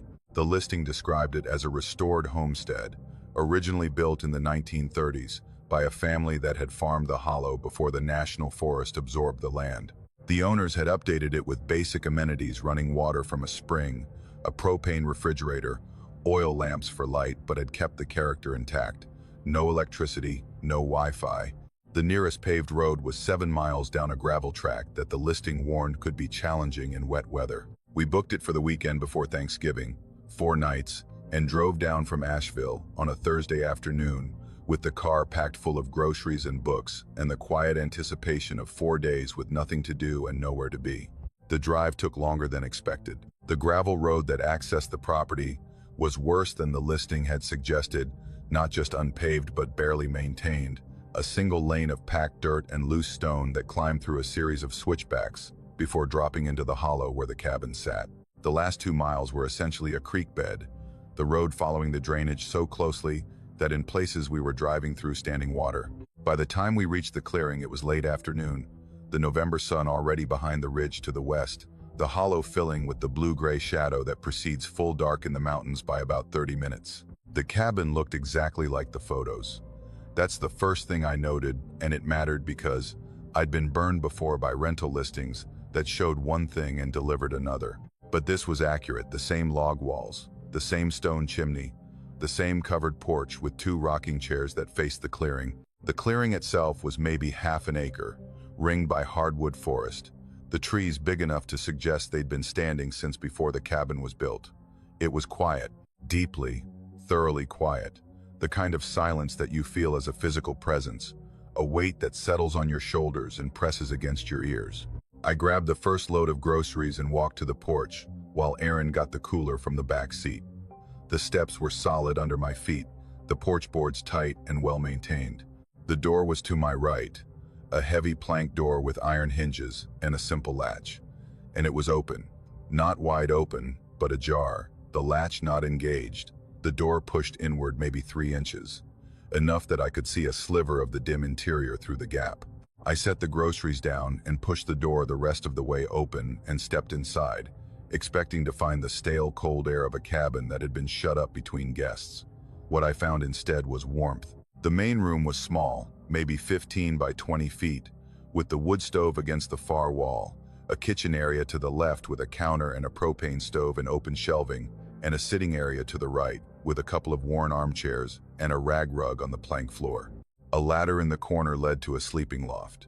The wood stove was a cast iron box style, and I could feel its heat from across the room, not intense but present, the radiating warmth of iron that had been heated within the last few hours and was slowly cooling. I walked to it and held my hand near the surface. Warm. Not hot enough to burn, but warm enough to confirm that a fire had been burning in it recently, probably within the last 2 to 3 hours based on the rate at which cast iron loses heat. I opened the firebox door. Inside were ashes, gray and white, with a few chunks of charred wood that still held their shape. The coals were dead, but the ash bed was warm to the back of my hand when I held it close. Someone had built a fire in this stove, a real fire with split wood, and had let it burn down, and the cabin was still holding the heat. I turned to the kitchen table. It was a simple plank table with 2 chairs, positioned under a window that looked out at the tree line. One of the chairs was pulled out from the table, angled slightly, the way a chair looks when someone has pushed it back to stand up. And on the table, in front of that chair, sat a mug. I picked it up. Coffee. Not hot, not even warm, but liquid, the surface undisturbed, no mold, no film. Coffee that had been poured and partially drunk, and left there by someone who hadn't finished it. Erin came in behind me with the cooler and stopped in the doorway. "It's warm in here," she said, and I could hear the question in her voice, the same confusion I was feeling. "Someone was here," I said, "recently." I climbed the ladder to the loft. The sleeping area was a simple platform with a mattress covered in quilts, the kind of handmade patchwork that you find in mountain cabins throughout the southern Appalachians. The bed was unmade. The sheets were pulled back on the left side, folded over at an angle that looked natural, undeliberate, the way bedding looks when someone has simply gotten up and not bothered to make the bed. The pillow on that side bore the impression of a head, a shallow oval depression in the center where someone's skull had rested, and I stood there looking at it with a feeling that was not yet fear, but was moving in that direction. A slow, creeping awareness that we were not the first people in this cabin today. I climbed back down and checked the rest of the room more carefully. On the kitchen counter near the sink sat a plate with crumbs on it, the remains of bread or toast. A knife with a trace of butter on the blade lay beside it. In the sink, a glass with a water ring at the bottom. By the wood stove, on the floor, a pair of wool socks, balled up and discarded, as if someone had pulled them off while sitting in the armchair and dropped them. The socks were dry, but they smelled worn, carrying the faint scent of a body that had been wearing them. Everything in the cabin told the story of a person in the middle of an ordinary morning. Someone who had woken up, made coffee, eaten toast, sat by the fire, pulled off their socks. Someone who had been living here, comfortably, recently, with the ease of a person in their own home. I went back outside and stood on the porch and looked at the ground. The clearing around the cabin was soft earth, covered in a thin layer of fallen leaves that had been compressed by recent rain into a surface that held prints well. I could see our footprints clearly, my boots and Erin's, leading from the car to the porch in a straight line. I could see the tire tracks from our car, and that was all. No other footprints, no other tire tracks. No indication that any other person had walked across that clearing in any direction since the last rain, which, based on the moisture content of the ground, had been within the last 24 hours.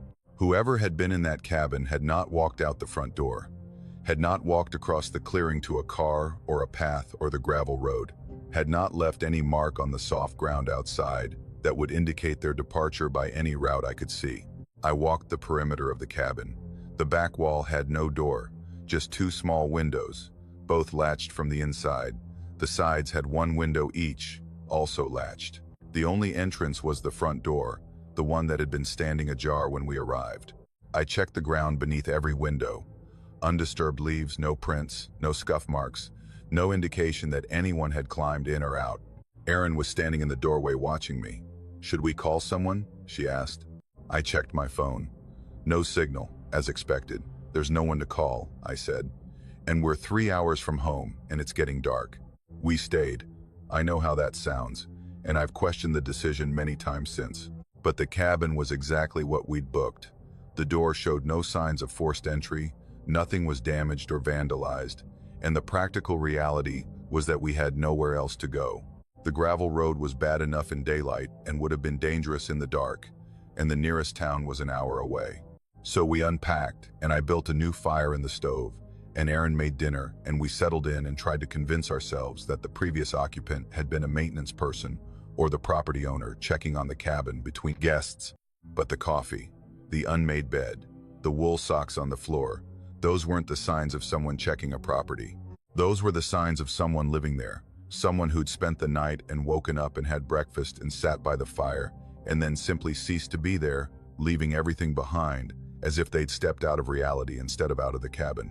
We slept in the loft that night, in the bed that someone else had slept in the night before, and I lay awake for a long time listening to the cabin settle and the fire crackle and the forest outside hold its heavy silence. Erin fell asleep before me, and I watched the shadows that the stove light cast on the ceiling, and I thought about the impression in the pillow and whose head had made it and where that head was now. I heard footsteps at 3:17 inches the morning, soft, measured, crossing the main room below the loft with the careful tread of someone who knew the layout of the cabin well enough to navigate it in the dark. 4 steps, maybe 5, from the direction of the front door to the wood stove, then a pause, then the sound of the stove door opening, the familiar creak of cast iron hinges that I'd heard when I'd opened it myself hours earlier, then a settling sound, like someone lowering themselves into one of the armchairs, then nothing.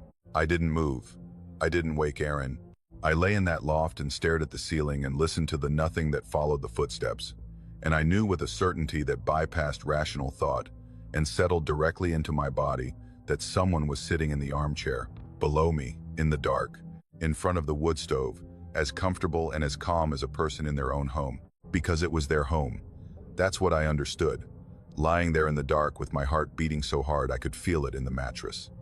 The cabin wasn't between guests. The cabin was occupied, had been occupied, perhaps, for a very long time, by someone who didn't show up in footprints or tire tracks, who didn't leave through doors, who lived in the rhythms of the cabin, the fire, the coffee, the bread, the socks, the bed the way a current lives in a wire, invisibly, permanently, moving through the structure without disturbing its surface. We left at first light, packed in 15 minutes, threw everything in the car, drove that terrible gravel road in silence with the heater blasting and the morning fog pressing against the windshield.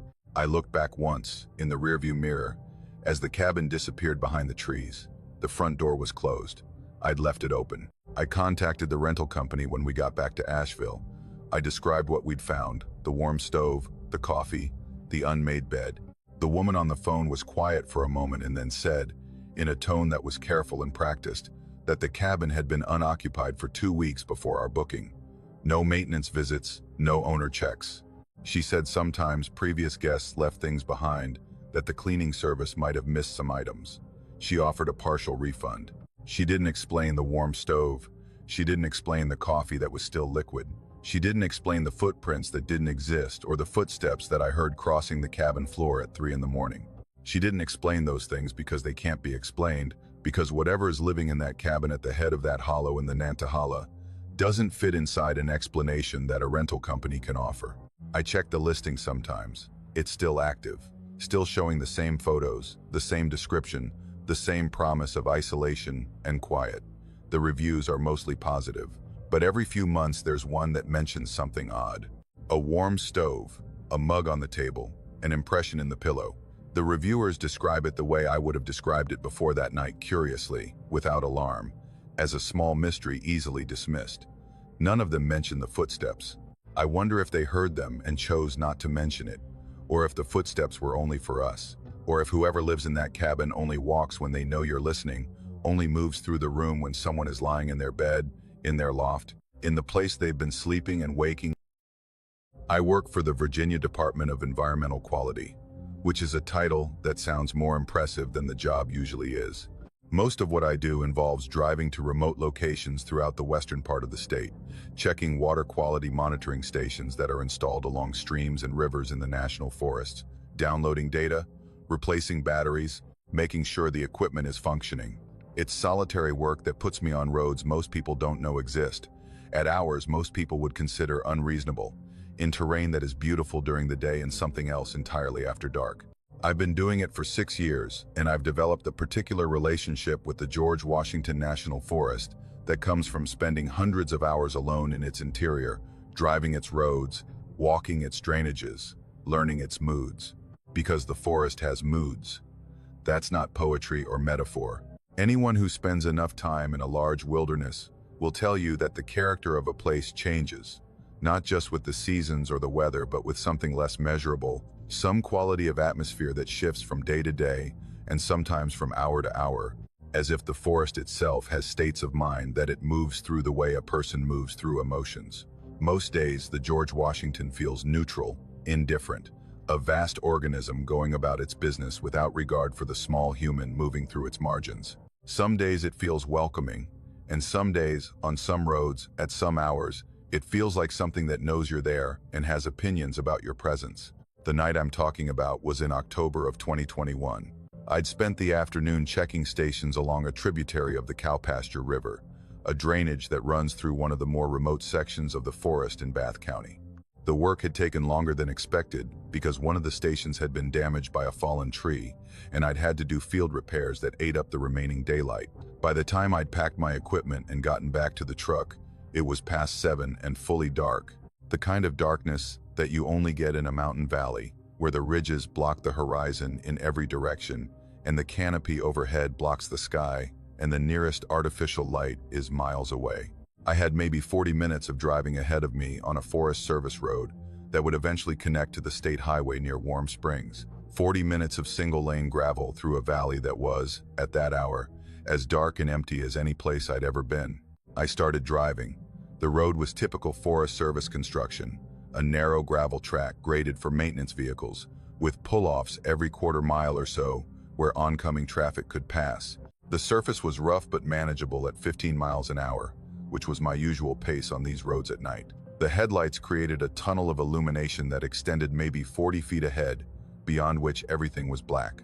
The trees pressed close on both sides, hardwoods mostly, their bare October branches creating a lattice overhead that occasionally opened to show a sliver of sky before closing again. I had the radio off because the reception in these valleys was non-existent, and the only sounds were the engine and the tires on gravel and the occasional scrape of a branch against the side mirror. I'd been driving for about 10 minutes when I saw the movement. It was in my peripheral vision, on the left side of the road, in the strip of forest between the road edge and the darkness beyond. A shape, dark against the dark, moving parallel to the truck. My first thought was deer. October in the George Washington, deer are everywhere, and seeing one moving along the tree line was completely ordinary. But even as the thought formed, I knew it was wrong, because the movement was wrong. A deer moves with a particular gait, the careful, high-stepping walk, the bouncing trot, the explosive burst of a startled run. This was none of those. This was fluid, continuous, a smooth forward motion that had no visible stride pattern, no up and down bounce, no rhythm that I could associate with any four-legged animal. And it was tall, taller than a deer, taller than the underbrush it was moving through, tall enough that I could see it above the mountain laurel that grew along the road's edge, which meant it was at least 6 feet at the top of its form, probably more. I focused on the road and told myself it was a shadow, a trick of the headlights, the kind of optical illusion that the brain creates when you're tired and driving in the dark, and the world outside your windshield is a moving wall of shapes that your visual cortex is struggling to interpret. I told myself this and I drove for another 30 seconds, and then I looked again and it was still there. It was keeping pace with the truck exactly, not approximately, not roughly exactly.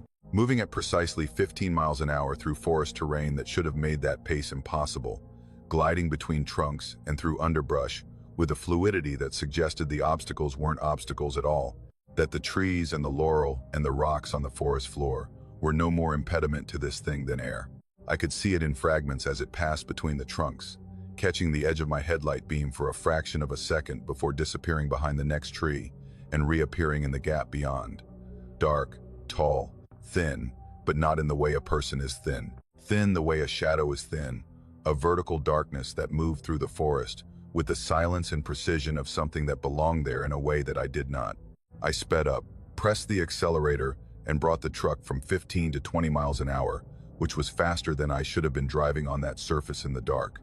The shape matched me, instantly, without acceleration, without a visible change in its movement. One moment it was keeping pace at 15, the next it was keeping pace at 20, as if speed were a setting it could adjust rather than a physical constraint it had to work against. I pushed to 25.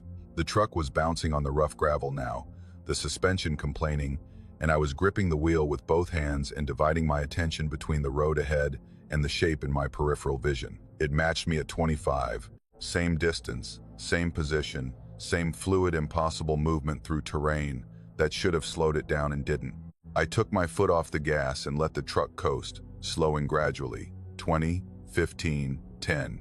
The shape slowed with me, maintaining its position with a precision that was mechanical in its perfection, as if an invisible rod connected it to my truck, and whatever I did, whatever speed I chose, it would be there, 20 feet to my left, moving through the trees with that terrible silent fluidity.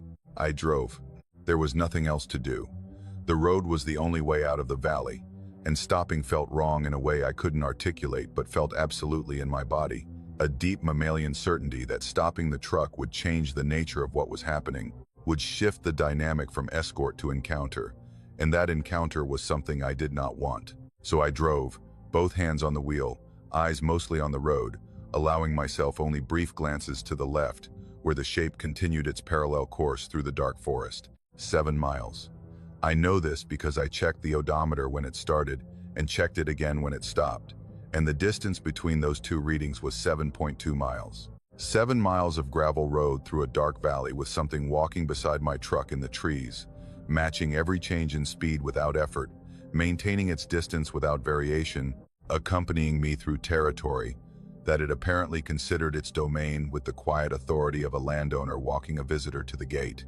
I began to notice things during those 7 miles that I might not have noticed if my senses hadn't been sharpened to a degree I'd never experienced before. The forest was silent, not quiet silent, the total absence of sound that I'd come to associate with something wrong in the woods, something that made every living thing in the area go still and hold its breath. No owl, no coyote, no rustle of small animals in the leaf litter, just the engine and the gravel and the silence and the shape. I also noticed that my headlights seemed dimmer, not failing, not flickering, but reduced, as if the beams were being absorbed by the darkness rather than pushing through it. The tunnel of light that normally extended 40 feet ahead had shrunk to maybe 25, and the quality of the light had changed, becoming yellower, warmer, as if the bulbs were being starved of current. I checked the dashboard. All gauges normal. Battery, alternator, everything reading where it should. But the light was diminished, and the darkness that pressed in from both sides felt thicker, denser, more present than darkness usually feels. At the 7-mile mark, the road crossed a small bridge over a creek, and on the far side, the valley widened slightly, the ridges pulling back, the canopy opening enough to show a strip of sky with actual stars. And the shape was gone. Not gradually, not receding into the distance, not falling behind as the terrain changed.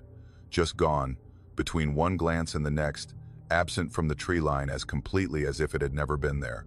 The forest was still silent for another minute or so, and then, slowly, the normal sounds returned: a distant owl, the creek below the bridge, the small, restless noises of a living forest, resuming its business after a held breath. I drove the remaining 20 minutes to the state highway without stopping. When I reached the pavement and the first distant lights of Warm Springs appeared through the trees, I pulled over and sat in the truck for a long time with the engine running and my hands shaking and the heater blasting air that couldn't seem to reach the cold that had settled inside me. I've driven that road since. The job requires it. The monitoring stations need servicing and the data needs collecting, and the forest doesn't care about my comfort or my fear. I've driven it in daylight and I've driven it after dark, and I've never seen the shape again. But I've felt it. On certain nights, on certain stretches, I've felt the quality of the darkness change, felt the silence settle in, felt the headlights dim almost imperceptibly, and I've known that something was there in the trees, pacing me, watching, deciding whether to show itself or simply observe. I've asked other people who work in the forest, rangers, maintenance crews, other technicians. Most give me the same blank look that people give when you describe something they haven't experienced and can't imagine. But a few, a very few, have nodded. One ranger, a woman who'd worked the Bath County District for 18 years, listened to my description and then said, very quietly, that the valley I was describing had a reputation. She said people had been reporting something walking beside vehicles on that road for as long as she'd been there, and probably longer. She said the reports were always the same: something tall, something dark, something that kept pace and maintained distance and accompanied you through the valley and stopped at the creek. She said it was territorial. She said it wasn't hostile, as far as anyone could tell. She said it just wanted you to keep moving. I asked her what it was. She looked at me for a long moment, and then she said, with the particular honesty of someone who has given up trying to explain something and decided to simply state it, that she didn't know, that nobody knew, that the forest was old and the mountains were older, and that some things lived in them that didn't have names because they existed before names were invented, before language was invented, before the human mind developed the tools necessary to categorize and contain what the darkness holds. I still drive that road. I still check those stations.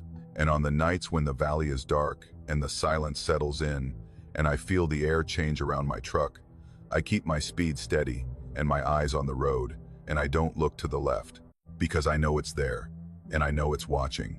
And I know that as long as I keep moving, as long as I don't stop, as long as I respect whatever boundary the creek represents, it will walk beside me and let me pass. I've lived in a hollow outside Hazard, Kentucky, my entire life. 53 years in the same house my grandfather built with his own hands on land the family has owned since before the Civil War. I'm telling you that so you understand something important. I am not a man who spooks easy. I am not a man prone to imagination or fantasy or late-night panic. I have buried dogs and parents and a brother. I have walked these woods in every season, in every kind of dark. I know what belongs out here, and I know what doesn't. The house sits at the bottom of a hollow, tucked between two ridges that rise up steep on either side, like the walls of a trough. Behind the house, the ground levels out for maybe 40 yards before it slopes up again into dense hardwood oak and hickory mostly, some poplar, a few hemlocks that have somehow survived the woolly adelgid. There's a creek that runs along the eastern ridge, and in the spring it sounds like a conversation you can't quite make out. In the winter it freezes into silence. Everything out here has a sound and a season, and I have learned them the way you learn the voice of someone you love. I don't have to think about it, I just know. The first time I noticed it, I was 31 years old. That would have been the winter of 2002, early November, one of those nights where the temperature drops so fast the trees pop and crack like gunshots. I was lying in bed, not sleeping, just staring at the ceiling and listening to the house settle the way old houses do.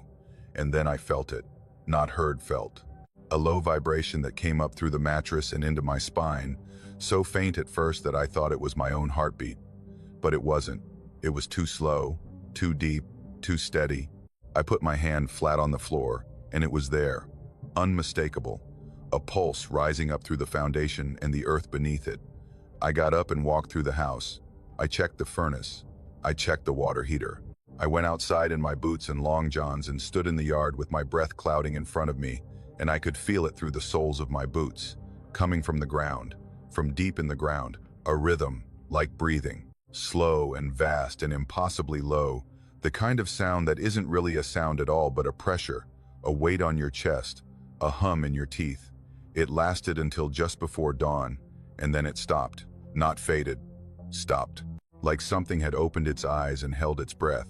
I told myself it was geological, old mines maybe, or some underground water feature shifting with the temperature. Perry County is riddled with abandoned coal mines, and strange things happen when those tunnels collapse or flood. I told myself that, and I believed it, mostly, and I went on with my life. But it came back. The next night, and the night after that, always starting around 2 in the morning, always stopping before first light.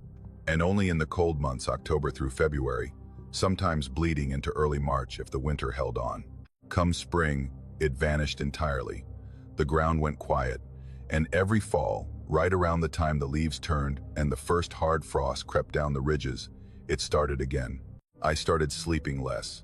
Not because I was afraid, exactly, but because once you notice a thing like that, you can't unnotice it.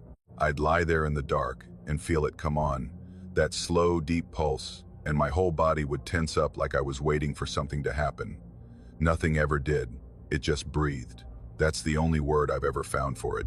The earth behind my house breathed, and I lay there and listened to it breathe, and I felt like I was eavesdropping on something I was never meant to hear.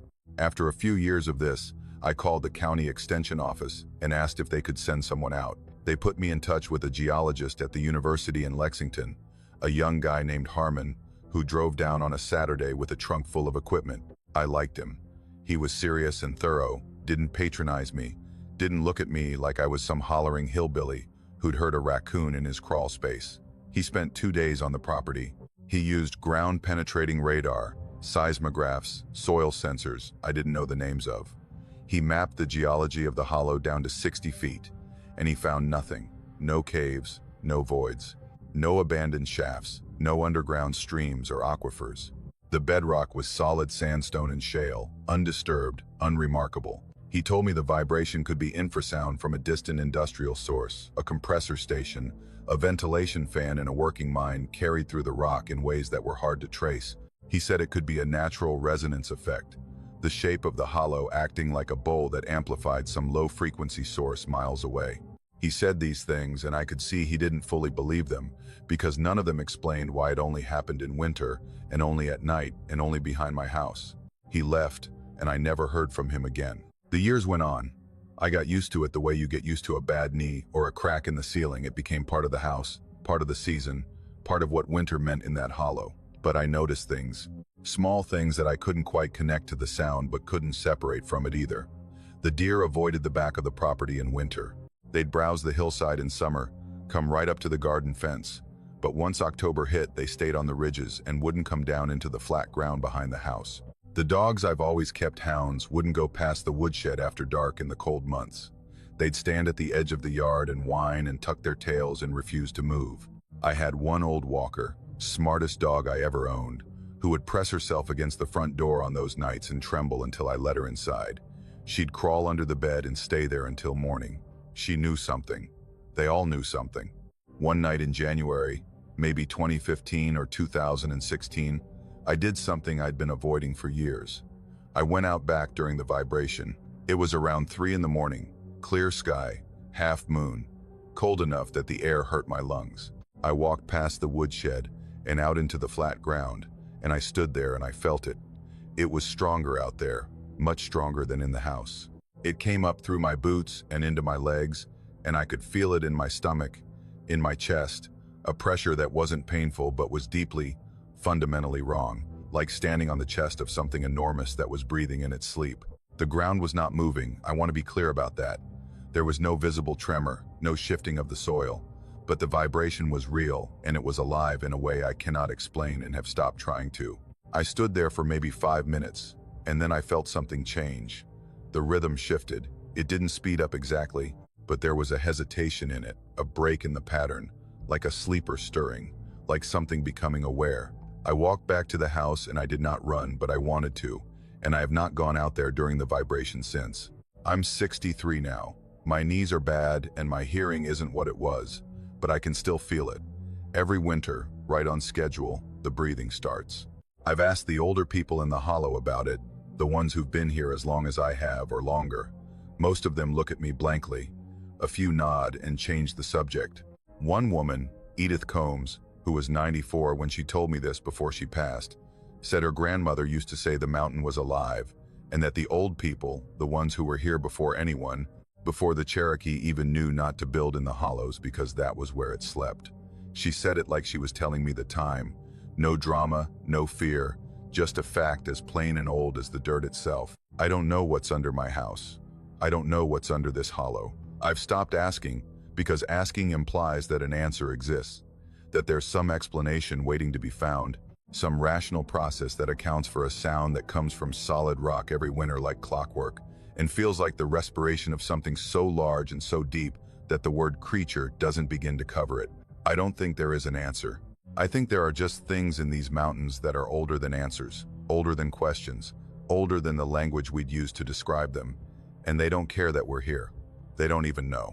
We built our houses on top of something that was sleeping long before we arrived, and it will go on sleeping long after we're gone, and on certain winter nights, its breath rises through the stone and the soil and the floorboards, and the dogs tremble, and the deer stay on the ridges, and I lie in my bed and feel the slow, vast pulse of something I will never understand moving beneath me in the dark. I don't tell people about it anymore. There's nothing to tell, really. Just a sound that isn't a sound. Just a feeling that doesn't belong to anything. Just the earth, breathing, in a hollow outside Hazard, Kentucky, the way it has been breathing since long before my grandfather built this. There's an old county road in Pendleton County, West Virginia, that I'd been meaning to walk for the better part of 2 years before I finally did it. I'm a local historian, not professionally, not in any way that pays, but in the way that certain people in rural places become the keepers of what happened, and where, and to whom. I'd been working on a project for the County Historical Society, documenting settlements that had been abandoned in the 20th century, places where people had lived and worshipped and buried their dead, and then, for one reason or another, left. There were more of them than you'd think. Whole communities that just emptied out between the Depression and the end of the century, swallowed back up by the forest, until there was nothing left but foundations and chimney stones and the occasional family cemetery with its iron fence rusting into the hillside. The settlement at the crossroads, 3 churches, and a scattering of homes that had once served the families farming the bottomland along the creek was one of the last on my list, and I'd been putting it off. Not for any reason I could name. I just kept finding excuses not to go. I finally drove out there on a Saturday in late October of 2021. The weather was cool and overcast. The kind of gray autumn day where the clouds sit right on top of the ridges and the color bleeds out of everything. I parked my truck at the gap where the old road splits off from the maintained highway, pulled on my boots, grabbed my camera and a notebook, and started walking. The road was in worse shape than I expected. It hadn't been maintained in nearly 30 years by that point, and the mountains had been taking it back with the slow patience that mountains have. The pavement was buckled and split, heaved up in plates by decades of frost, and in places the trees had pushed right through saplings first, then proper trees, their roots cracking the asphalt like it was nothing. The shoulder on the creek side had slumped away in long muddy scallops, and in a few spots the road was barely wider than a footpath. It was quiet. Not silent, there were birds, and the creek was running but quiet in the way that places get when no one has been in them for a long time. A settled quiet, a quiet that has weight. I walked for maybe 20 minutes before I noticed the footprints. The road dipped through a low spot where a seep came down off the ridge and spread across the pavement in a shallow tongue of mud. It wasn't deep, maybe half an inch, but it was soft enough to take an impression, and there in the middle of it were boot prints. Clear, sharp-edged, fresh. The mud hadn't begun to slump back into them. The edges hadn't softened or dried. Someone had walked through that seep within the last few hours, maybe less. The prints were heading in the same direction I was toward the crossroads. A man's boots, judging by the size, with a heavy lug sole. Deliberate steps, evenly spaced, right down the center of the road. I stood there and looked at them for a while, and felt something I want to be honest about, because it matters to the rest of what I'm going to tell you. I felt uneasy, not afraid, not yet, but unsettled in a way that didn't match the situation. Someone else had walked this road, that was all. A hunter maybe, or another curious local, or a hiker who'd wandered off a trail. There was no reason for the prickling at the back of my neck, no reason for the way my stomach had tightened. But the feeling was there, and I've learned over the years to pay attention to feelings like that, even when I can't justify them, especially when I can't justify them. I kept walking. The road climbed a little, and then leveled out along the side of the ridge, and wherever there was mud or soft ground, the prints were there, always ahead of me, always fresh, always that same steady, even stride. I started paying closer attention to them, the way you do when something has gotten under your skin and you can't let it go.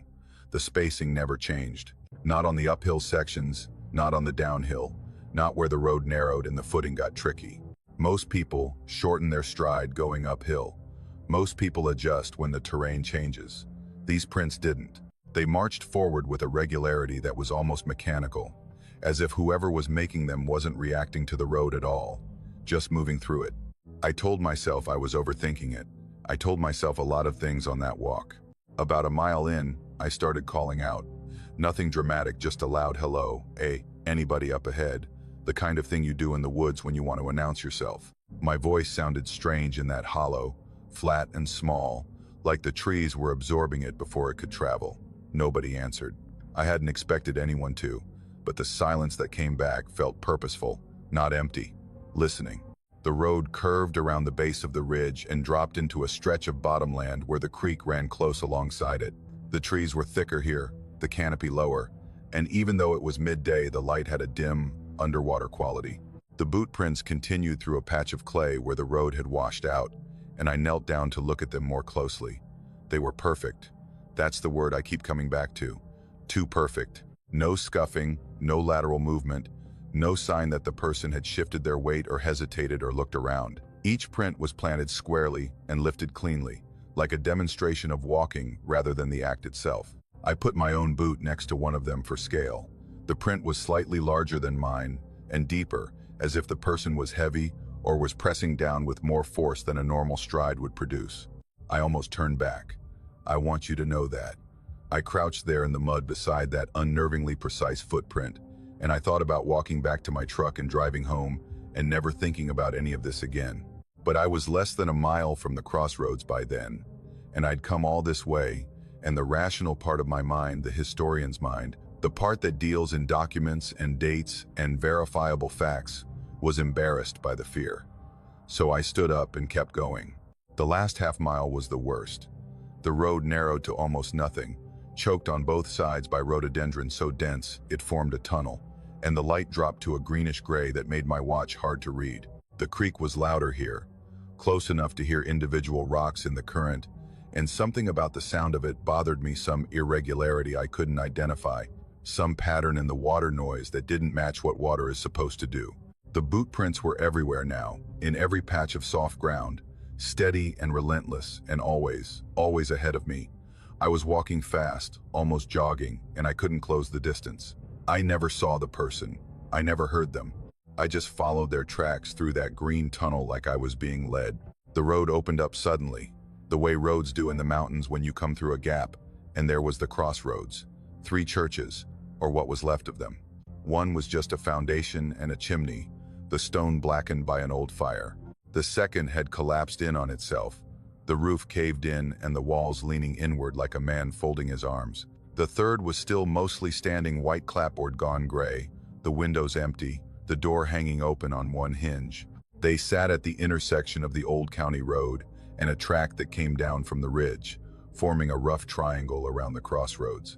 It was the kind of place that should have felt historical, interesting, worthy of documentation. It didn't. It felt like a place where something had been decided a long time ago, and the decision still hung in the air.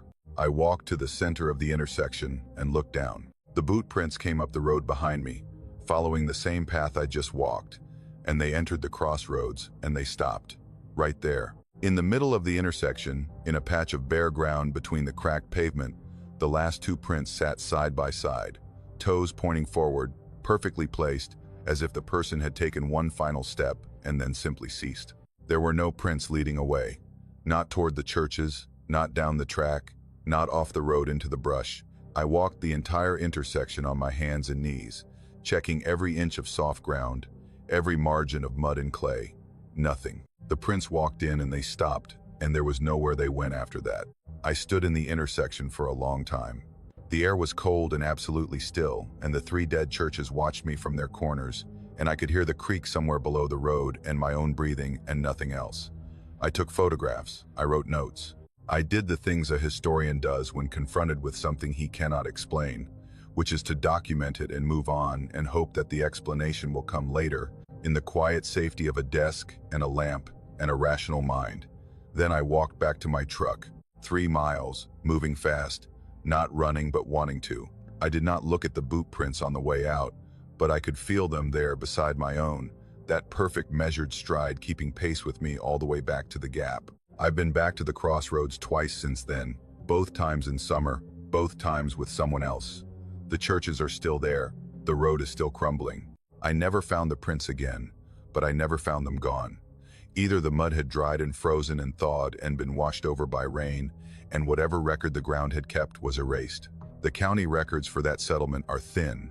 A few families, a few decades of worship and farming, and then a slow emptying out that was complete by the 1970s.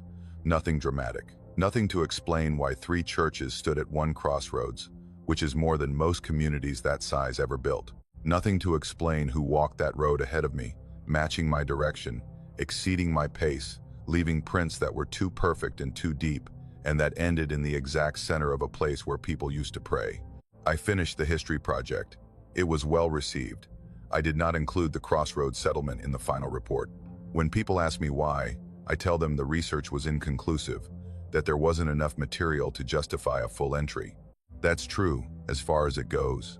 What I don't tell them is that some nights I lie awake and think about those footprints ending in the middle of that intersection, and I think about the word ending, and how it can mean the place where something stops, or the place where something is completed, and I'm not sure which kind of ending I found out there.